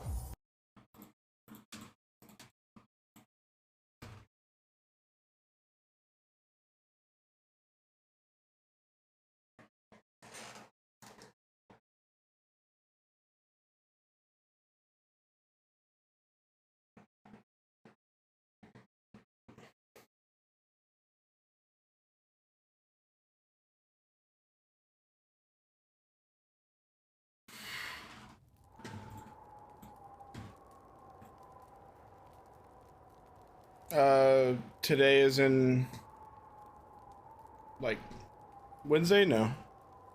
I work in the mornings.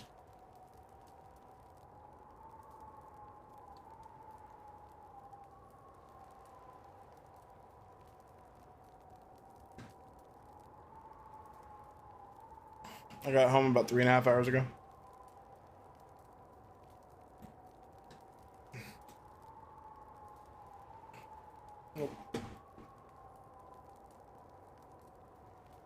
I work from home tomorrow, luckily.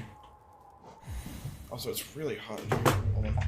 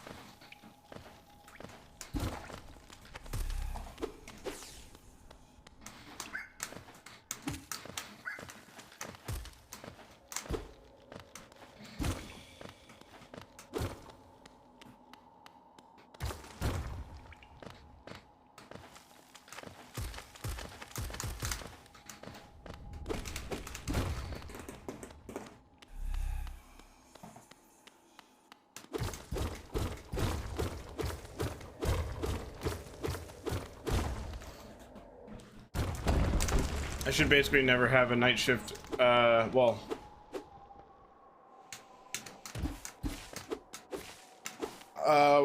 what they do at my new job is they have like a draft. So there's like all the available slots, Oh. and then every quarter they like pick what your schedule is going to be for the next 3 months.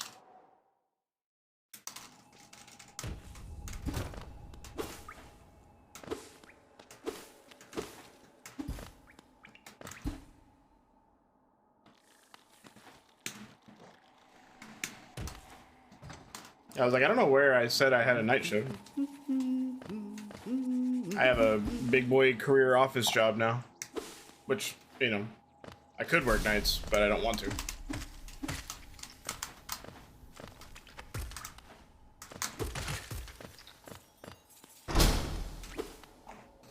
You're fun.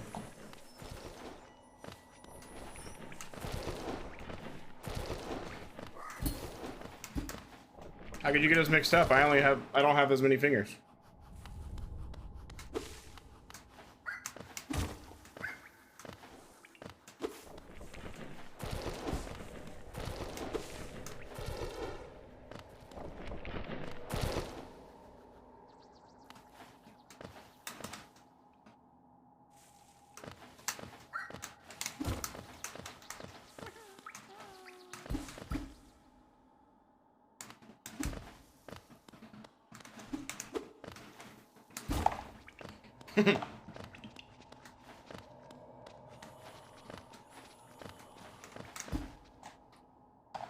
I truly don't understand poly relationships. I could never.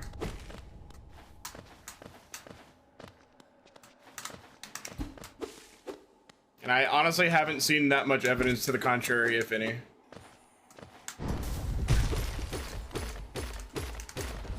And if they work for you, they work for you. I just...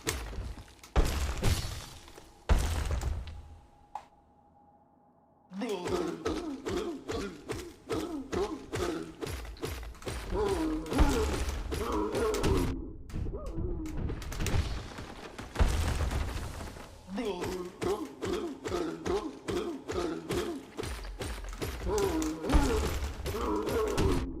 you in a poly relationship, Trey?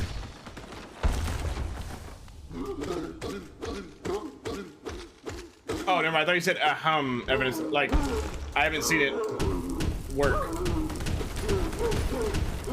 At least not long term.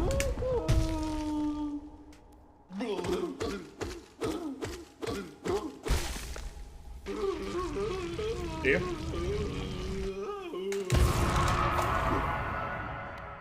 I mean, I personally haven't seen it, but I also am not personally going out looking for it, so, you know, if they're out there, I just don't see it. Oh, nice. Good for them. I absolutely could never.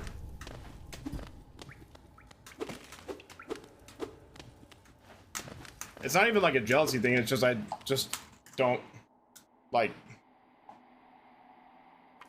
I just don't have any desire whatsoever. Yeah, no.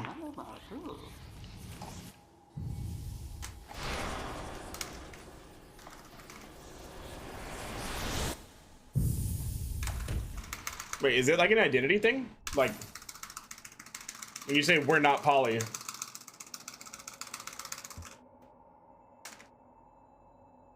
Is it like a, like, interesting. I did not know that.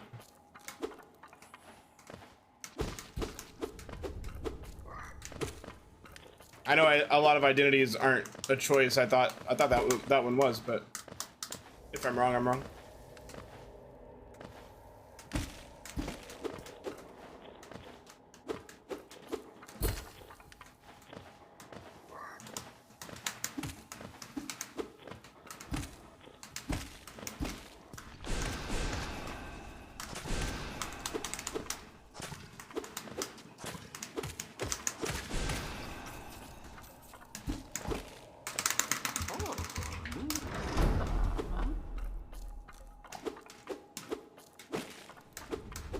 Didn't know that.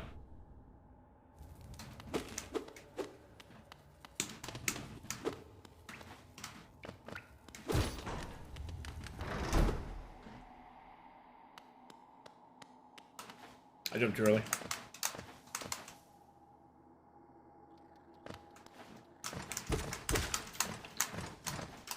Yeah, I didn't think it was in that, like, category, I guess.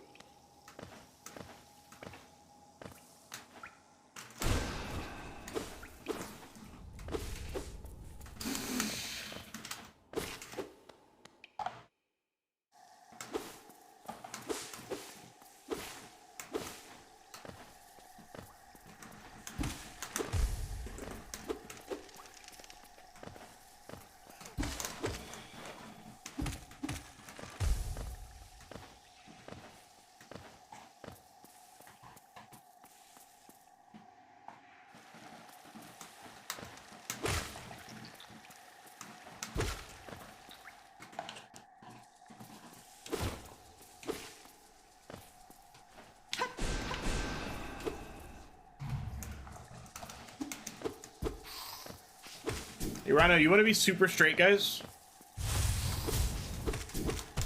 I just find that idea really funny.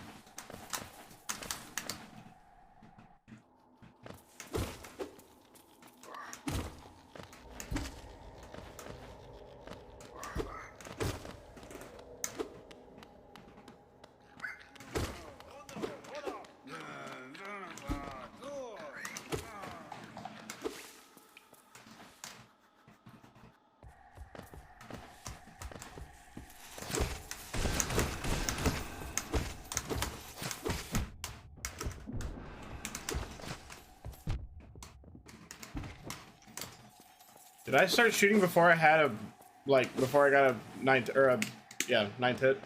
I didn't even notice. That's fine.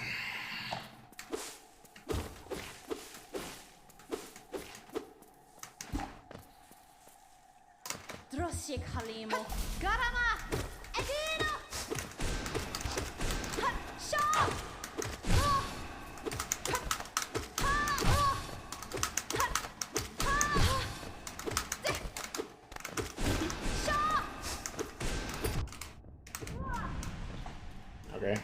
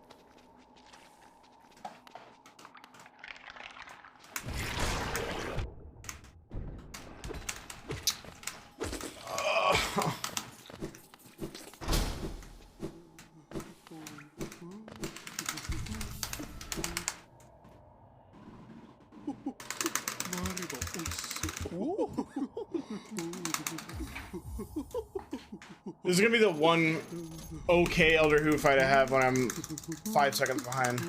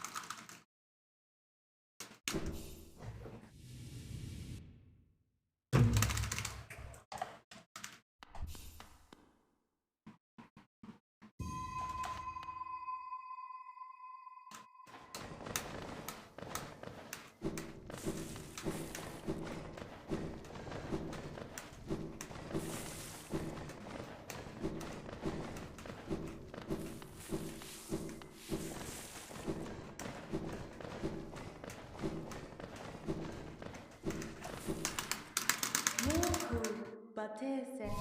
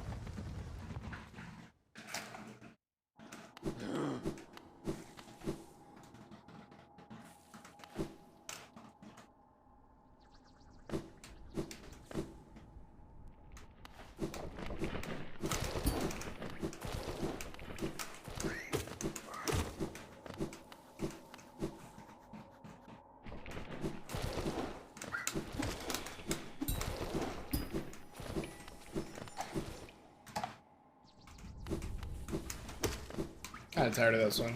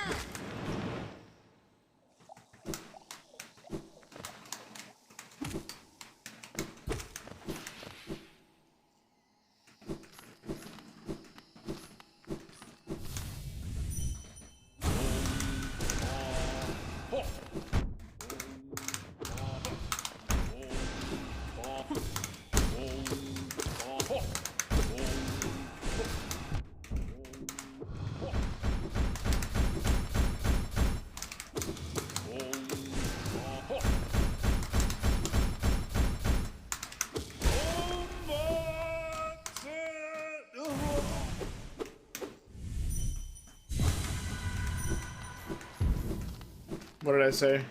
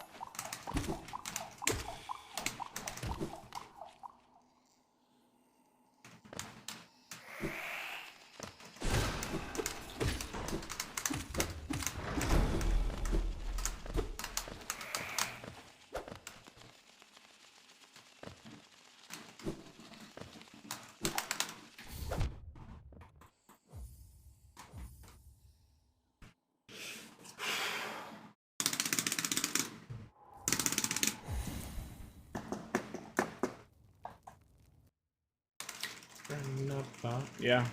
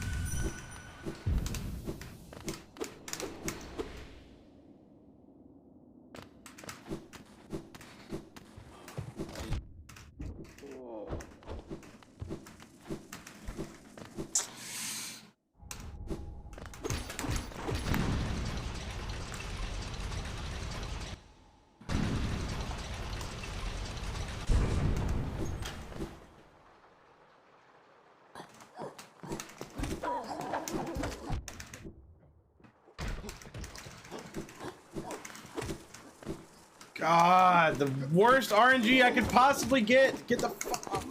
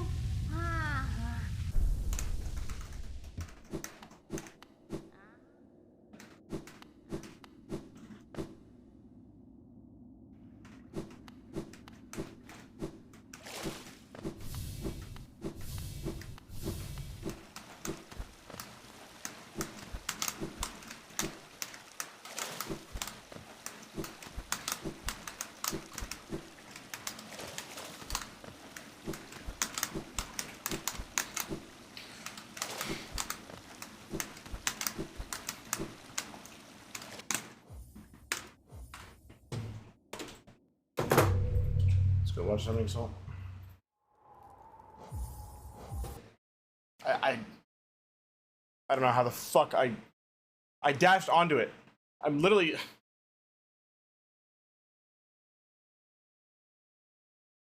Why don't I have a jump? God, this game so fucking sucks, man.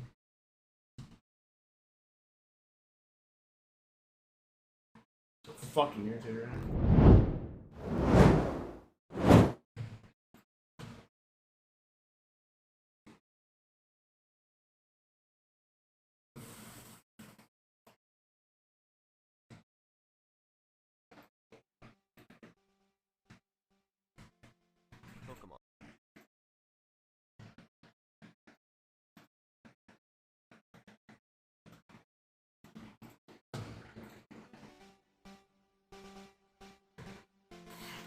Pokemon. For the past 20 years, it's been fascinating both kids and adults who have spent hours and hours trying to catch them all. In North America, the series started in 1998 on the original Game Boy with Pokemon Red and Blue. And since then, a subset of gamers have been obsessed with trying to beat that game as fast as humanly possible. Hundreds have tried, but only a few have risen to the top as the fastest people to ever speedrun Pokemon. Let's see how we got there. This is the world record progression of Pokemon Red and Blue.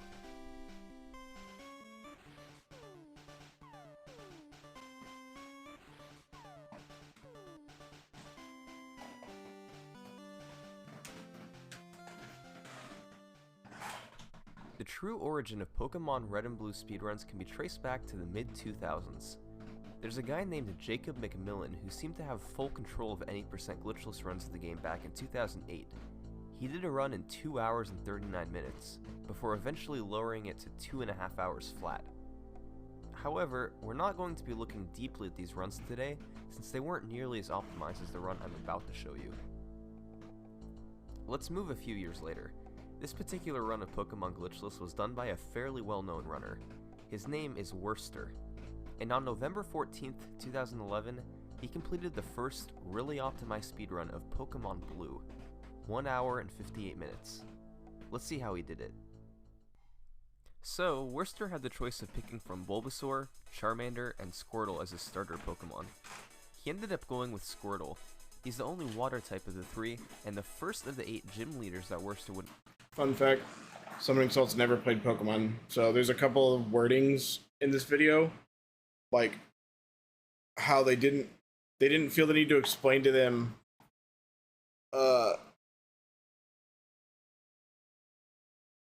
they didn't feel the need, like, I guess whenever the runners helped them with the route or whatever, they didn't feel the need to explain to them, like, hey, when you catch a Paris, it doesn't have cut, it just has the ability to learn cut.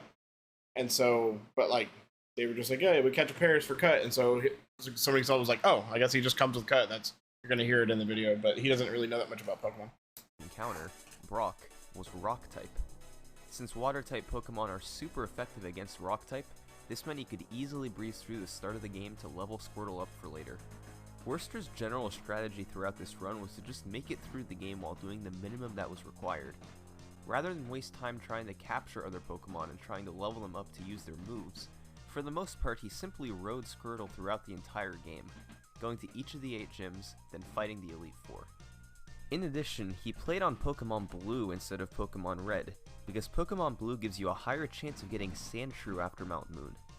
Sandshrew has the ability Cut, which lets you cut down a tree blocking the way to Surge's gym, allowing you to continue progressing through the game. Worcester was also careful to name all Pokemon, players, and rivals just one character. This way, whenever their name scrolled on screen, it would take less time to type it out. While this may not seem like much of a time save, it adds up over the course of a run. And finally, he was also looking for the diversification values, or DVs, assigned to Squirtle.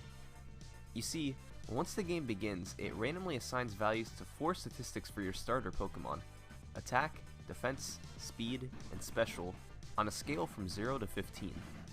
Ideally, you would want these values to be as close to 15 as possible, as the higher the value is, the higher the possible value you can reach for that stat. If Worcester got bad DVs, he would just reset the game and try again for better ones. It was worth restarting a run right away than attempting to play it out with bad stats. All of this careful planning awarded Worcester a time far ahead of any other Pokemon Red and Blue speedrunner. McMillan's run looked so much slower in comparison, and it was clear to everyone that Worcester was the dominant Pokemon Blue speedrunner. And as it usually goes with speedrunners, the dominant runner tends to hold on to their record for a very long time. Like I mentioned before, Worcester got his 158, which was the time that the game gave you at the end after completing the game, in November 2011. Well, all of 2012 came and went, and neither he nor anybody else could beat it. But by early 2013, Worcester was back to doing attempts again, this time on his Twitch page, twitch.tv/Worcester, so that people could watch him do his attempts live. And he had a new trick up his sleeve: Red Bar. See, whenever your health gets low during a battle, under about 20%, your Pokemon's health bar turns red and the game plays this constant beeping noise throughout the battle.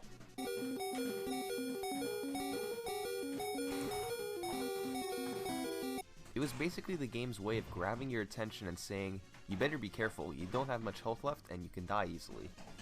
It turns out this beeping noise has a convenient side effect for speedrunners. There's normally long sound effects and animations that play whenever you gain moves or level up. The red bar beeping noise overlaps these sound effects and makes them not play, speeding every fight up. So ideally, Worcester would get Squirtle down to low health, at that health for as long as he could do, and get as many benefits as possible from Red Bar. The problem was, he was often one attack away from dying when under the effects of Red Bar, so there was no real consistent way to set it up repeatedly throughout the run. And ultimately, he was hardly able to use Red Bar at all in this run, only in a couple of places, but partially thanks to a really strong early game, it was still enough to push down the record 1 more minute, to 1 hour and 57 seconds. This time streamed live for the world to see.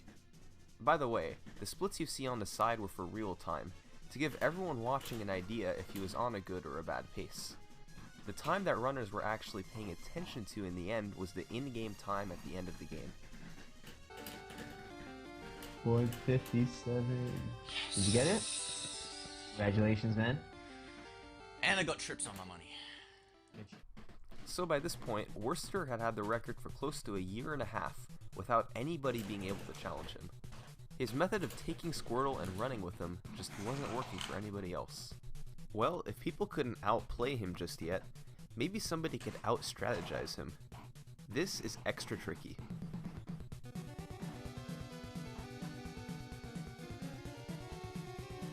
Ah, 2-0. Damn it.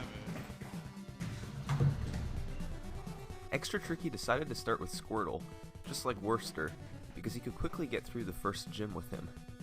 However, instead of ignoring all other Pokemon, he captured one, Nidoran.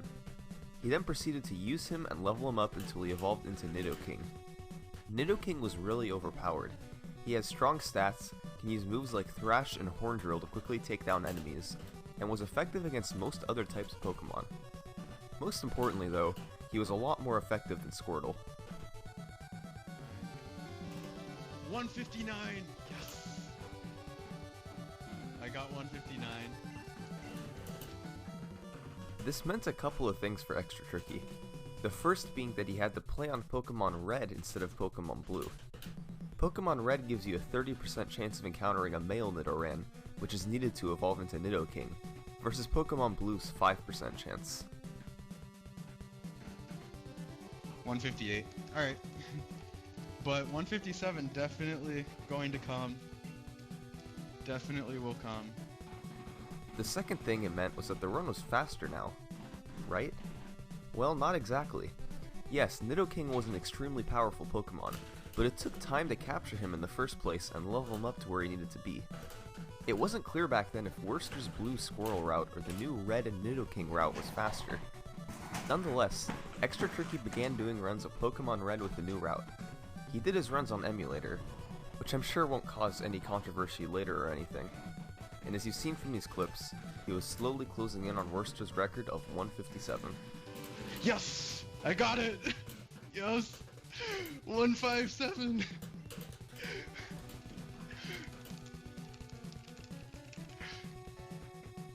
Well, there we go. 157.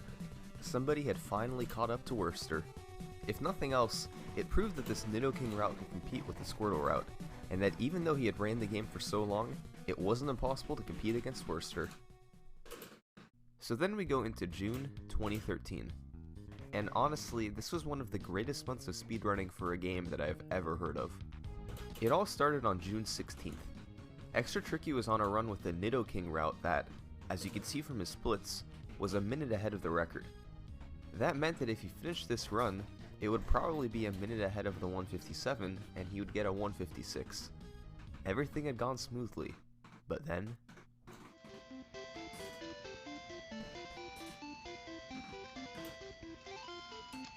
No! It didn't fucking press left! Fuck. What does this guy have? I pressed left. What the hell? What does he have? What does he have? He was trying to avoid this encounter with a trainer. In general, you want to avoid all encounters that are unnecessary, since you gain nothing valuable from them and they waste time. Extra Tricky was attempting to sidestep around him and stay out of his sight, but he accidentally messed up his movement and forced an encounter with him.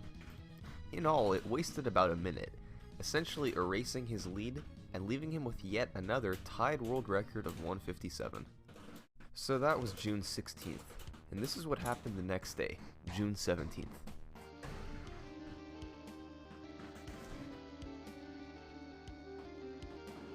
This is Bees. You may not have heard of him before, I haven't mentioned him before this point, but you can see from his twitch.tv highlights page that he started streaming his runs sometime in early 2013, finishing runs a little bit over 2 hours long. And after playing more over the following months, boom, he got the record. He used the same Red Nidoking route that Extra Tricky had used, played really well, and it paid off for him.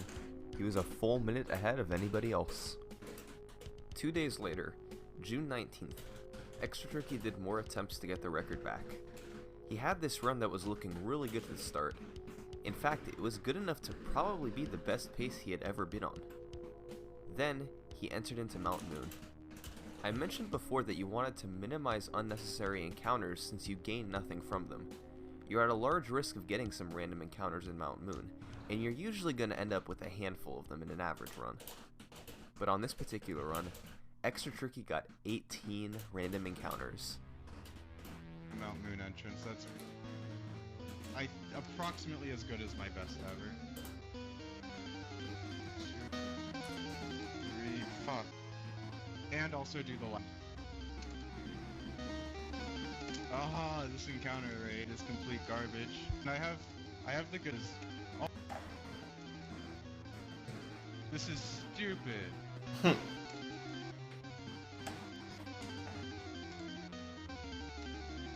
I think he ends up getting, what, 19? This is what would happen if I ran Pokemon. He lost 3 minutes, putting him at 2.5 minutes behind overall. Oh, wait, is this where he uses this he song? didn't give up. This is where he uses this for He the first kept time. going and Wait, no, started it's to not. bring Never mind, the never run mind, never back. mind, never mind. On the Misty split, He uses this got in the Half-Life 3 video. critical hits, He probably saving used a it other return times for too. each one.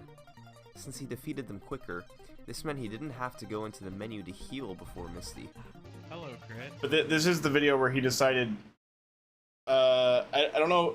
I think this one's where he decided it, but he still kind of used some video game music. But he was like, okay, I'm gonna stop using all video game music, and I'm gonna start using like non-licensed like synthwave stuff. But I don't think because I think this is a video game song. I forgot what it is. It might be Silver Surfer. I don't remember. All of this saved around 35 seconds. In his old personal best, on the Poke-Flute split, he hit himself in confusion, so he had to heal while he kept getting thrashed. This run, he was able to avoid that, and he picked up 40 more seconds there. Luckily, he also got incredibly good DVs on his Nidoking this run, so he was able to defeat opponents a little bit quicker and picked up seconds in many of the splits late in the game. But the icing on the cake was the fact that the splits he was up against were the ones I mentioned before with the accidental encounter in the final split. He was able to successfully sidestep around the trainer this time, and with that, he closed out one of the all-time greatest comebacks in speedrunning history. Bam! Bam! Yes! 156. Bam! This run proved how much potential the category still had. Extra Tricky had gotten 156, but still lost multiple minutes early in the game. He mentioned in the description of that video that a 155, or maybe even a 154, might be possible. So who was going to be the one to take it that low? Now that Extra Tricky and Bees were tied for the record, and had been going back and forth with it for a couple of months, it might have seemed like the Pokemon Red route with Nidoking was the definitively better option if one was to go for a time that low. But Worcester proved all who may have thought that wrong. Just 10 days after Extra Tricky's 156, Worcester was doing attempts of the game with Squirtle on Pokemon Blue, and he got on a really good run. 155. Yeah? Yep.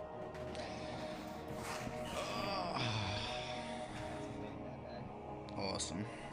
Awesome. Once again, the record had fallen back into Worcester's hands. He was the only top-level runner still playing on Pokemon Blue, but that wasn't an issue for him at all. He didn't care that he was the only person not getting Nidoking.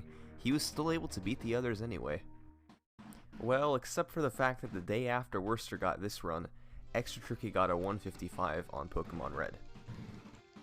155. Wow, that's why that was really delayed. Yeah. Now the world record is tied again. A month later, Bees got himself a 155 on Pokemon Red as well. And what happened from August 2013 through December 2013 was pretty great. 4 separate runners were able to get a 154.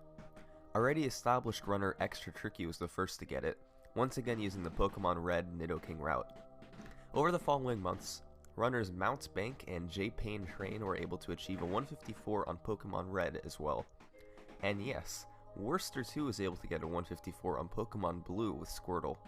I'm not going to go into great detail for any of these 4 runs. They were essentially just better versions of the 155 that had come immediately prior. Better DVs, fewer random encounters, utilizing Red Bar more, that sort of stuff. I'm going to go off on a really quick tangent here. In late 2013, it was around the same time that people began running a new category of Pokemon Red and Blue known as glitched single segment.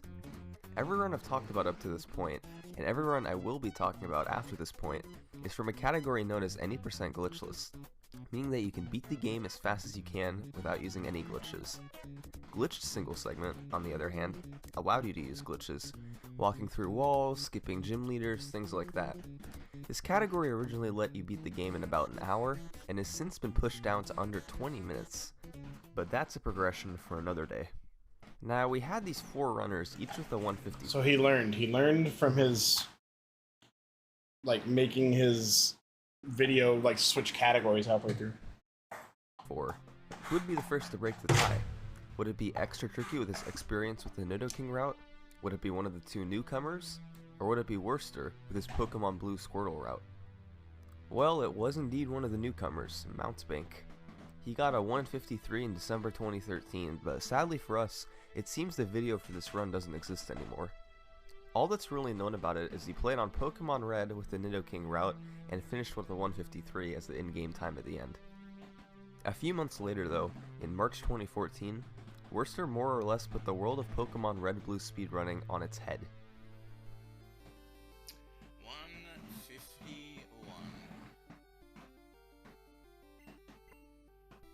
Wow. So how in the world was a 151 possible?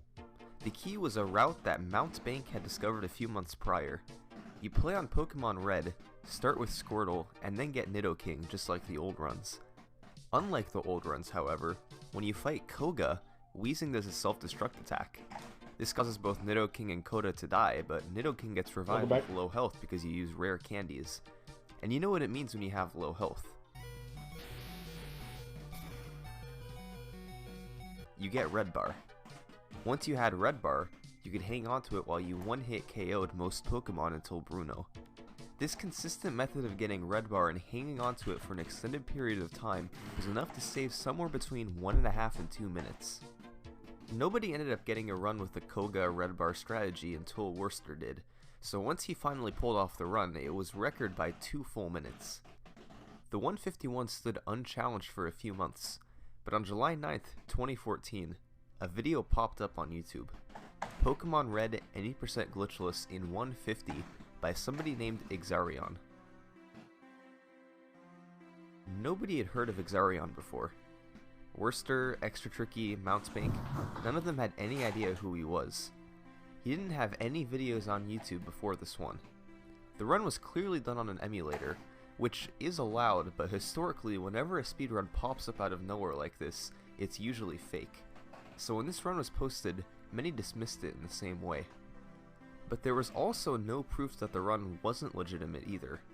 The top level runners agreed that everything appeared to be in order, and they figured that it probably was a real run. Well, you know what? Hollow Knight fucking bent me over with RNG all day the last 2 streams, so... Exarion himself seemed to be very knowledgeable about the game as well, going as far as posing his own commentary over the run. Unless you're in like a really high red bar. Or heal and give the Bellsprout a turn. And the Bellsprout has wrap. It was just so difficult to tell for sure if the run was cheated or not, since when you play Pokemon on an emulator, there's no way to tell if it was tool assisted or not. Tool assisted speedruns are when you enter an emulator and manually tell the game what inputs will be pushed on each frame all the way through the game to create a perfect, or near perfect, speedrun. This can help you both manipulate randomness and execute everything perfectly. You said randomness? The run was reluctantly put up on the official Pokemon Red and Blue leaderboards after a while, but it was quite a controversial decision. Nowadays, we know for a fact that this run was 100% legitimate, and as you'll soon see, Exarion went on to be a very respected runner. But back in 2014, this run was so debated that it led to a severe rule change for the leaderboards that December. Any run of Pokemon Red and Blue that would be considered an official world record had to be run on a console instead of an emulator, so no tool-assisted runs could be passed off as legitimate. This rule put the leaderboards in an incredibly strange position. Top runners of the game had been doing their world record runs on emulator for over a year at that point. That meant that the new official world record defaulted to a 154 that Worcester had decided to do on console just for the heck of it in April 2014. So all of a sudden, the world record once again had an incredible time save potential. We knew from Exarion's run that a 150 was possible, so Worcester and Exarion each took their turns taking the world record back to where it needed to be in September 2014. Would have been a better run than this. I'm like really happy with that though. Like that's just because like second full run on console. Gonna save me. 151. 151. Yes.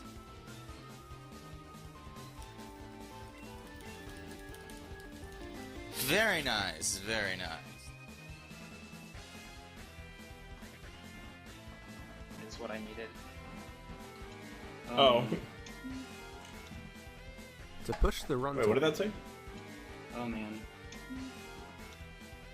To push the run to 149, however, would take the help of some more work from Exarion. He made this incredibly extensive Google document that detailed different ways to play out the end of the game depending on what DVs your Nidoking had.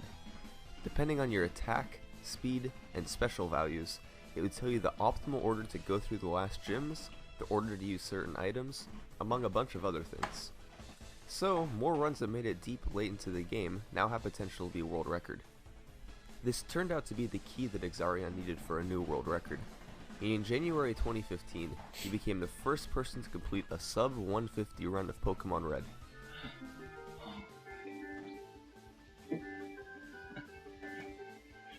Like, this is surreal. More than my original. It's not just that I got the 149, I played so solidly. And he did play so solidly. His work making the spreadsheet paid off, and he finished off a run that wouldn't be challenged for a long time. In fact, 10 months passed without anybody being able to even tie Exarion's 149. But in November 2015, a Pokemon speedrunner by the name of Swap was in the middle of an 80% glitchless attempt of Pokemon Red. His personal best was around the 2-hour mark. Definitely not a world record contender, but a respected runner nonetheless. On this particular run, he entered into the bike shop and opened the bike shop menu, prepared to use a bike voucher. He realized that he didn't have a bike voucher to use, however, and continued playing through the game, lamenting over his mistake. Wow. Yeah, I did just do that. But something strange then happened. Every time after that point where text appeared on the screen for fights, it didn't have to type out like it normally did. Instead, it just appeared instantly. Swap had no idea what was going on. I am so confused. His chat had no idea what was going on, and nobody in the community had any idea what was going on. It was quickly figured out though. When you enter the bike shop menu, the game sets a flag for text to appear instantly. If you don't have a bike voucher and exit out of the menu, the game never gets rid of that flag. All text then appears instantly just like it would in the bike shop menu, and throughout the whole run, this saves about 1 to 1.5 minutes. A runner named Gunner Maniac used this trick to his advantage to get a 148 run in February 2016. 148. But hang on a minute, remember what this category was called? Any percent glitchless. Was this instant text trick a glitch? Think about it, you were more or less making the game do something that it was not intended to do. But then again, all that was happening was the game not bothering to reset the flag. The player wasn't doing anything strange, it was the game doing something strange. The community debated this for a while before Gunner Maniac's run, ultimately deciding that it wasn't a glitch. But after Gunner Maniac's run, the topic was brought up again, and it was decided that the trick wasn't allowed for any percent glitchless. So, this 148 got reclassified into a new category called No Major Glitches, and the any percent glitchless record was still Exarion's 149 from 13 months prior. Ultimately though, Gunner Maniac would end up tying the 149 world record a few months later. 149, baby! Let's fucking go. We did it. World record. That's a world record tie with Exarion. However, thanks to a run with a huge time save in Mount Moon due to very few random encounters, Exarion fired right back in August 2016 with an incredible 148. We'll keep going for... A couple of weeks after Exarion's run, a significant change was made to all Pokemon speedruns. Historically, every game in the franchise had their runs timed with the in-game timer at the end of the game. On August 18th, however, the community decided that all future runs of Pokemon would be timed with a traditional, real-time timer from start to finish. There were a few reasons for this decision. The first one was that the only reason Pokemon was ever timed with the in-game timer to begin with was because of old rules from the website Speed Demo's archive, where runners used to submit most of their speedruns for everyone to see them. Their rules said that if a game had an in-game timer, then all runs had to be submitted with that in-game time. Speed Demo's archive reasoning at the time was that an in-game timer would be more accurate than any external timing method, but this didn't always end up being true. So, most games communities, such as Super Metroid for instance, eventually abandoned this practice. Also, with the in-game timer, it was possible that a run could be nearly a minute faster than another run and still be tied with it.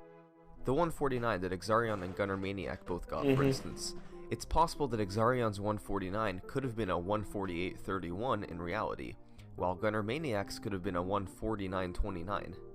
Both of these times would have been rounded to a 149, so even though Exarion's run was 58 seconds faster, the world record would have been tied. Exarion's 148 world record was actually a 150.31 in real time, since the in-game timer tended to report times as being a couple minutes faster than the game actually took due to load times. So now, the new time to beat was 150.31 instead of 148, and the key to beating that time lied within a trick that had been theoretically possible for a long time, but was about to have its door blown wide open. This trick was RNG manipulation. For anybody who may not know what RNG is, it stands for Random Number Generator, and it's essentially just a fancy way of saying luck. So, it's a way of manipulating the luck in the game to get exactly the stats or items that you need. The quickest and easiest way of explaining the RNG manipulation is that the way the game determines what RNG it will give you is from the instant you start up the Game Boy, the game tracks your inputs, and based on which buttons you're pressing when, it will change the RNG that you get. Over the course of an entire run, your inputs will vary drastically, so controlling the RNG this way seemed impossible. But, if you saved and quit the game right before a point where you wanted something, be it stats or an item, you could turn the Game Boy off to get rid of the inputs that were already tracked, then turn it on and do the exact few inputs you need to load into the game. Based on what these few inputs were, you could then control what RNG you get immediately upon returning to the game. These inputs were usually fairly simple, stuff like holding A while the game powers on, but the difficulty that prevented people from utilizing it for so many years was that you needed a frame-perfect A press to clear the save info box the frame after pressing continue. You have a 1/60th of a second timing window to do this, so doing it repeatedly whenever you wanted to manipulate RNG wasn't going to be too viable.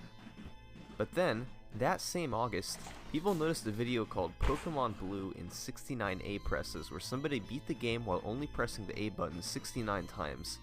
And funnily enough, this person was able to just hold the A button down all the way through clearing the save info box.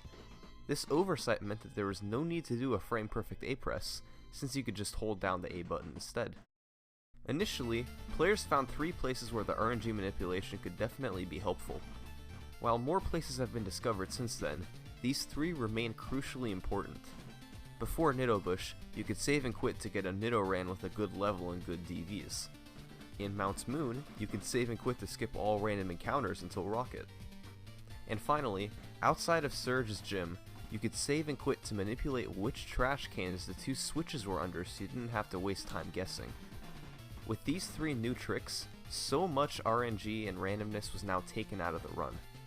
Using the RNG manipulation to his advantage, Exarion was able to get a run of 149.48 in September 2016. What's with the letter Then, pictures? in early 2017, Gunner Maniac once again beat Exarion with a 149.41. Interestingly, the in-game timer was a 147 in this run compared to a 146 in Exarion's run, but the in-game time didn't matter anymore. The record was still Gunner Maniac's. This brings us to the most recent world record, 148.50 by PokeGuy84 in June 2017. The large time save over the previous record mainly came from a different late game route that involves fighting Giovanni first and getting Earthquake later, so you skip having to fight an optional trainer. But lately, PokeGuy has been trying to push the record even farther by using a trick known as extended manipulation.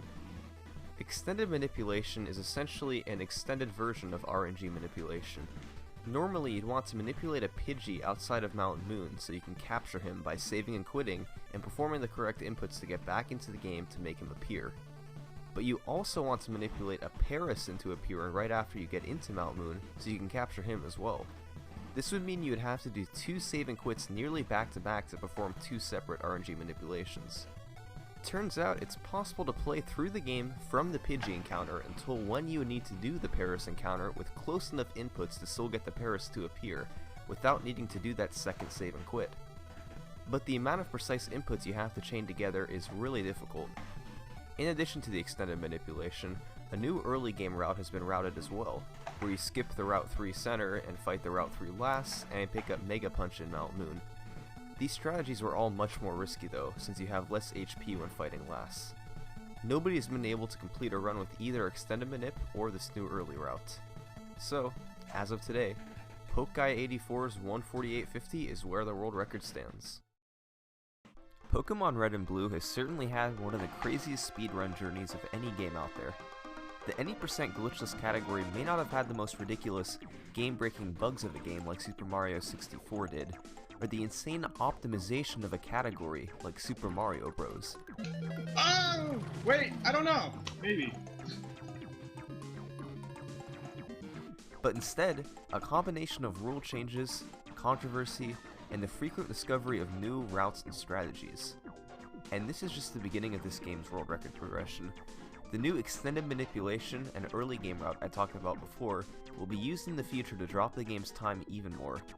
There's also been talk of re-allowing the instant text glitch and merging the Japanese and American leaderboards.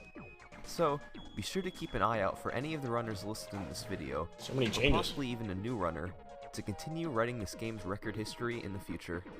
Thanks for watching. So what did he say?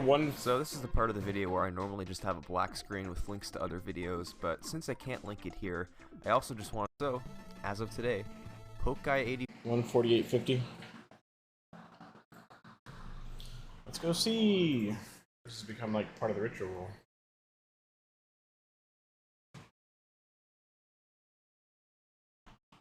Dang. 2 months ago. It's still Poke Guy. The Japanese board's still separate. I wonder if the instant text glitch got allowed. It looks like it.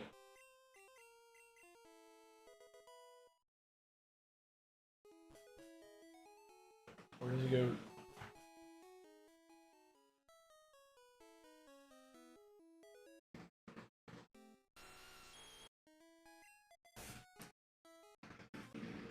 I wonder where he goes to talk to them. Does he say anything in this room? Holy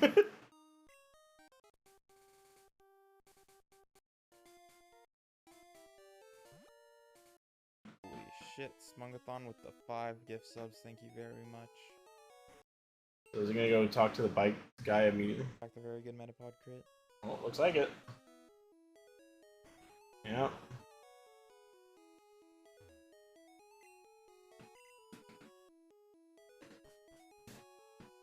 Well, looks like they allowed it.